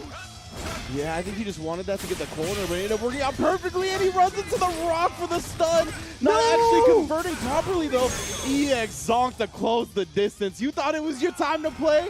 Hoji snatches that away and snatches his top 8 appearance in the process. Yeah, I think Hoji at that point said, you know, I'm going to backdash, make it look like I've got a lead. I'm going to run away. He backdashed and then immediately came back at him with the EX Zonk Knuckle. Is going to take it. Hoji moves on, and Hornswoggle and the Abigail, unfortunately, are out of the tournament, but, you know, that's what happens. The protagonist gets to continue infinitely, right? Yeah, the bosses, like they just he's got run. The home version? He doesn't have to do the credits? Yeah, he brought it home? exactly. Okay, the console version. I see you, Hoji. We're all playing at home right now, right? That's a good point. There you go. And so, Cody is going to move on over his rival, Abigail. Oh, that was so funny, the interaction where he dodged the super kick real quick. But yeah, I think Hoji did a great job overall, just pretty much playing a very smart, safe game plan toward the end, not letting Hornswoggle get the opportunities he was looking for. Such big damage on that one. Sick combo. And yeah, you can see right here. That was so The clean. sway was so good. He was baiting that. He was waiting for it the whole entire time. Hornswoggle does manage to tie it up, but Hoji, nicely done here. You see the little shimmy. He does drop this combo, unfortunately. But like I said, you see him go back and then immediately forward with the EX Zonk. And he is going to be moving forward, and he's going to be awaiting to see if he goes up against Cozy Phill or Flux Waves. And again, we've already had one of the Canadian players, Zisnuts, actually defeat Punk we joked about him, having to defeat either IDom or Punk to do it, and he got Punk. He got a dub. But now it's up to Flux Waves to see if he can get a second Canadian into the top 8. Yeah, and Flux Waves looked great in his top 16 losers round 1 match up against Psychotic on the jury. Just expert poison play from start to finish. And now Cozy Phill on the other side is going to be playing the Falk. Falk versus Poison, not a matchup I've seen a lot of. I think it's probably been played a decent amount because of like jammers and 4 fills while being in the UK, you know what I mean? But I haven't seen it much. We're going to see now. This is going to decide who gets that last spot in top 8 for tomorrow. Whew, okay, here we go. This is, again, for the lion's share of that $5,000 prize this weekend. Round 1. That's what I like to see. Fight. And as we predicted, it is going to be Poison versus Falk. So again, 2 characters. So again, I always talk about that mid-range zoning that Falk does. Poison has a little bit further distance with the zoning. But obviously you can see the jump attack range of Falk helping her out really well. Yeah, right. And she does actually have a projectile at the end of the day, which something Poison doesn't have. So she can outdistance her with that sometimes. We'll see how that comes into play. Tried to bait a throw out of Flux Waves. Flux being very patient there. Just block the V trigger. Holding on to that shot, heart rate. Just respecting for now. Wound doesn't actually catch the neutral jump. Yeah, you can see that what Flux Waves does a lot with that EX heart rate. He goes for the light punch afterwards. He wants to establish that respect, like you have to respect my plus frames. And let's see if I mean, the last time, though, Flux Waves never deviated. He never threw afterwards. He just kept hitting buttons. So let's see if that's just one of his game plans to always make sure he again hit the button. I think you're right though. Is that it is conditioning and that he wants to establish that early. And if he's having a good time against his opponent and doesn't need something big like the throw, I think he'll just keep going for it. Right? And then if it comes into a clutch moment like that, that's when he can switch it up and really catch his opponent off guard. Yeah. But if he doesn't need to, then he's not going to. Save it for when you need it. Yeah, right now doing a good job, sneaking in a couple of throws, knowing that Cozy Phill with such a life lead, they're not going to want to stick their hand into anything dangerous. Ooh, what a check by the crouching light punch. Again, at a range where most characters couldn't. Oh my god, and you're cooking? Yeah, that's why it's real bad. All this health you just lost, and there it is, buttons again, but no, this time he was expecting the uppercut or something. Yeah, especially with full CA. Yeah, so he was trying to play as carefully as possible there. Ooh. Yeah, just going in and out of stance, trying to goad her into pressing a button, but Cozy Phill chilling out. Oh, man. Chilled out too much that time, Iceberg Slim. Okay, no, with punish. Still alive for now, fully loaded on resources, Cozy Phill. Yeah, one hit in the super, he's got this. Oh, the stick talk, there it is. I can't believe FluxWaves.com moving. Nicely done. He, like I said, he had that all measured out. Cozy Phill knew he just needed the one hit V trigger. He knew the exact combo route he needed to go. And there you go. It's got to feel rough for Flux Waves. You were taking it down to the red timer. You were playing it so patient, but that cost a little bit one time. Yeah, that wasn't a combo there because it wasn't a counter hit, so he didn't have the confirm. Again, so far, no throws after a EX heart rate at all. Definitely. Again! Wow. Yeah, we'll keep an eye on it. I really am looking forward to this situation happening with like the round on the line, With the round being on the line, I definitely want to see Flux Waves go with the throw, but right now, trying to establish that long-range game. Cozy Phill gets caught slipping once again, the dash forward. Oh. Again, just goes for the throw. Okay, gotta watch out. Falk can do a surprising amount of damage to you with this V-trigger if she catches you. So you have to be wary. And Flux Waves now, knowing that Cozy Phill not only pressured by the lower life, but pressured by the ever-draining V-trigger meter. True. And so he knew that Cozy Phill wanted to get in and get something going. And so just threw out that crouching heavy punch and caught Cozy Phill moving forward a little too recklessly. Yeah, I think throughout this top 16, but especially in these last two matches, we've definitely seen like very simple and easy to understand illustrations of how spacing and resource management in terms of meter and the timer have really affected opponents' decisions, and how people that have taken advantage of those things have really come out on top, right? Like we saw in the end, in the last game with Hoji and Hornswoggle. We saw Hoji at the end when the timer was getting to about the red single-digit timers. We saw him get walked down into command grab range, and that's when he jumped out, right? Right. And we saw him as well at the end of the entire set back up and then use the EX Zonk to play against the opponent's expectations of just running away. So we see that right here from Flux Waves as well, right? Like you said, kind of utilizing both the timer, the resources, knowing that the V-trigger was ticking down and you want to make something happen off of it. So Flux Waves just are really doing a great job in showing why he's such a veteran, really juggling all the things that you need in your mental stack very effectively. Yep, and so there we go. If we can take a look at the bracket one last time over here to see the situation that we have ourselves set up for. You can see here, this is the loser side of the bracket. Oh, I see. Okay, we're still only, we're 1-0. That's right. Yeah, it was yeah, only that's just one. It's only the first game because I was wondering what was taking so long. I wasn't sure if I missed the count or something like that. Yeah, okay, so we're at 1-0 right now. So yeah, you're chilling. Yeah, I believe they wanted to go back to the lobby, hopefully reset the situation a little bit. Might have been some flubs on somebody's end, so trying to get it as smooth as possible. This is for top 8, right? Trying to get to that 3 out of 5 promised land. It is for the $5,000 top 4 split as well as the qualification for the season finals. Looks like we're going to get back into it. Flux Waves is up 1-0 here on the Poison up against the Falk. We'll see if Cozy Phill can bounce back. Of course, Cozy Phill qualifying, being Punk in winner side, Punk qualifying, or actually, no, dropping to Zisnuts in loser. So just coming up short. See if Cozy Phill can do it for the Phill clan, make his brother in the UK proud. Oh, what the heck?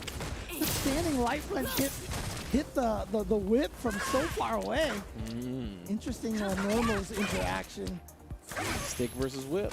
Oh, Iceberg Slim yet again. Yeah, still taking advantage of the Flux Waves and just taking his turn with the light punches every single time. Definitely an interesting philosophy. I'd love to talk to Flux Waves about that. Ooh, good whip. Get the mini shimmy there. And again, that crouching heavy punch doing all the work. Literally, everything. Everything has been done by this man. He's putting all the bread on the table right now. Flux Waves. 1 round away from qualifying in the top 8. Yeah, you gotta know that's what he wants to do. You know, one of the hardest parts though is that, you know, for Falk, activating V-trigger and having the V-trigger flip attack would be a nice thing to have to go over crouching heavy punch, but you can't activate her V-trigger safely outside of on hit. Back to back now from Cozy Phill, just trying to stay persistent, not give Flux Waves a chance to do anything, but the Frankenstein are going to get that distance back. Oh, that crouching heavy punch is such a nightmare. Oh, you gotta jump, but then she's gonna have the up whip all ready to go. You know it's gonna happen. Yeah, that projectile just hasn't been enough to deter. As you can see, like as soon as she sets up right, Flux Waves dashes forward, gets the trade. And with this life lead already, the trades is definitely gonna be in his favor. Yeah, you have to consider stuff like that crouching heavy punch, like a mini fireball. You have to kind of jump over it a couple of times. Going on to the CA. Knew that it wasn't going to kill, but it could have gave him a hefty life lead. And he's also got the trigger now to fly over. No! Is that going to reach? It is! And a confirm from Flux Waves, and he makes it official this time. It is going to be 2-0 over Cozy Phill, and he will be going up against Hoji. And like I said, at that point in time, I felt like, you know, Cozy Phill had that V-trigger activated. You saw how often he was going to crouching heavy punch.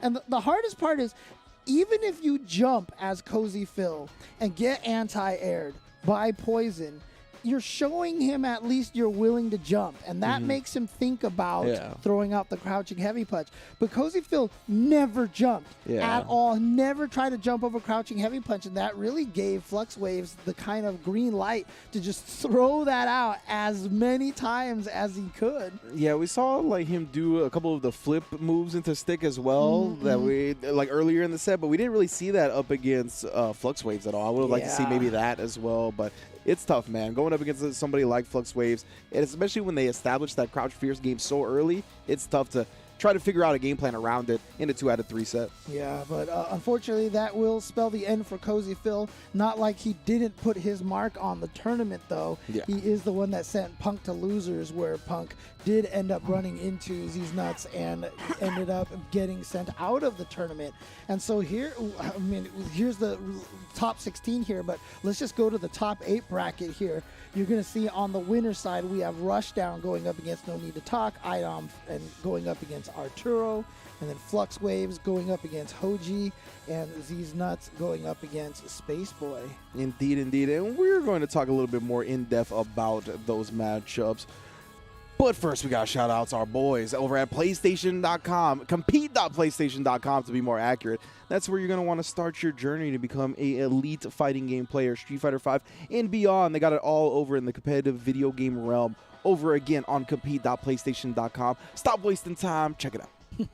And, you know, if you want to be able to play Street Fighter on the go, have all of your fighting game action, the Capcom authorized mobile game Street Fighter Duel is now available for download not only in China, but also Taiwan, Hong Kong, and Macau. Other regions are also coming soon, so keep a lookout for more news on the global release and get ready to join the journey with millions of players to find out who is the best in the world. So as we tease, we're going to take a quick break and then be right back to break down our favorite moments for top 16 today, preview the top 8, and then bid y'all adieu. Don't go anywhere. Time to fight, time to fight. Never give up, we won't retreat. The ones who stand after defeat. So fight, time to fight. Glory waits for those who fight. We unite, we are Street Fighters.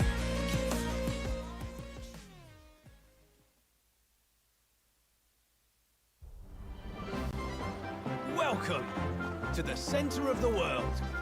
Great Britain's mighty capital, London. This country is incredible. I will become a lawyer. I have to. So then, let us unravel this mystery and discover what events led to this curious murder. Who are you? Herlock shows. You must have heard of me. We must solve this case, Naruhodo-san. Let us engage in the art of deduction, Mr. Naruhodo. Well, what have we here?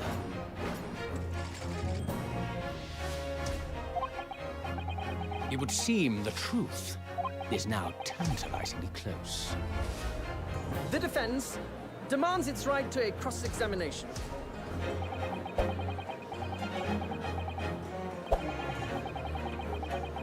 Objection! Your testimony completely contradicts the facts. Objection! My lord, with all due respect, this is an outrage!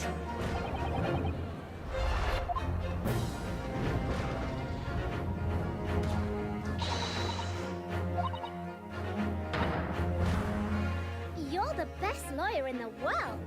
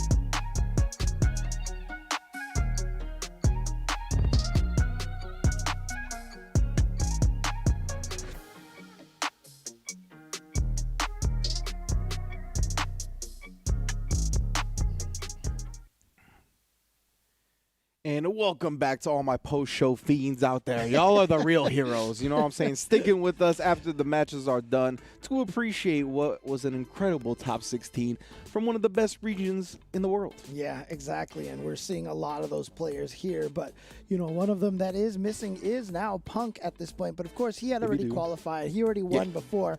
You know, he didn't have as much on the line as a lot of these other guys here. But at this point in time, you know, if we look at the top 8 bracket coming up here, you got to imagine that IDom is the favorite here. Now, you know, Brian and Rob did talk about how IDom doesn't like fighting Arturo, and Arturo has actually been doing really well against IDom recently. So if anybody's going to stop him, it will be NYCFurby. But we're having some really impressive stuff going on all over the bracket there. Again, I just want to point out the 2 Canadians, Zisnuts and Flux Waves, sitting there on the loser side of the bracket representing, you know, NA East outside of the United States. But I feel like that one match right there, IDom versus NYCFurby, is going to be the big one tomorrow. Yeah, I'm trying to get my FG combo on right now to see exactly what their percentage against each other has been. But, of course, Rushdown and No Need to Talk, also what I'm looking forward to a lot. Rushdown been putting in work with that Yuria. No need to talk. We were expecting him to bring the Honda to the table today. Laura is the one that ended up getting the job done. So we'll see what he chooses to take down Rushdown with, or at least attempt to. Of course, Rushdown, definitely a formidable foe himself. Took down a couple of heavy hitters to get to where he is. He's in a prime spot. That is top 8 winners side, qualifying to get in winners finals. But, of course, killers down there in the losers bracket. Flux Waves, Hoji, Zisnuts, Space Boy, all players capable of taking it all the way to grand finals, to be honest with you. And so, of course, it has been overall over 99 sets played, over hundreds of sets between these two, has been IDOM's favor. But, of course, Sabin did win the last time they played against each other at NLBC. And, yeah, so before that, it was IDOM. But before that, we had back and forth. It definitely has been more in victories for Arturo lately than it was previously, right? So definitely more of a problem than he's ever been for IDom. Yeah, so that one's going to be, I feel like, one of the key matches right there. I feel like whoever wins that one is there's a good chance that they might be the ones to win this, of course. Oh, yeah, I would think a lot of people are thinking that right now. Yeah, you know, that doesn't mean I want to discount players like Rushdown or No Need to Talk, or anybody in the loser side as well. But, you know, favorites are favorites right now. Yeah. IDom and NYCFurby have proven themselves as, you know, very, very consistent finishers and strong players. But that is the beautiful thing about the any given Sunday of fighting games, of competition, right, is that we have favorites, we have dark horses, and often reality books better than any type of fiction that we could possibly come up with, right? So I am looking for sparks to fly as per usual when it comes to the top 8 bracket. We had a lot of 2-0s today, right? A lot of matches where it was kind of one-sided. That's not what I'm expecting tomorrow. I'm expecting nitty-gritty, down-to-the-wire matches throughout the entirety of top 8. Yeah, and of course it is going to be 3 out of 5. We'll be starting at the same time that we started today at 2 p.m. But of course, make sure you watch that pre-show at 1:30 with Brian F. and Rob TV, always bringing you a lot of the insights and talking about, you know, what they expect from the tournaments, and always great to hear from those guys. Again, both of them Capcom Cup qualifiers themselves. You know, a little bit rough for them. I'm sure they were looking forward for, you know, an official offline Capcom Cup, but you know, the world is the world right now, and, you know, we're trying to adapt to that as well. They'll get a chance to do some cool stuff from a show put on by Capcom regardless, but tomorrow we can expect a different kind of show here with this top 8. I was going to say, yeah, that pretty much wraps up our show today here for Top 16. As James mentioned, same time, same place tomorrow. Make sure you're there because this is NA East, the last qualifier for the season finals, coming out of one of the strongest regions in the world. So be good to yourselves, be good to each other, and we'll see you then.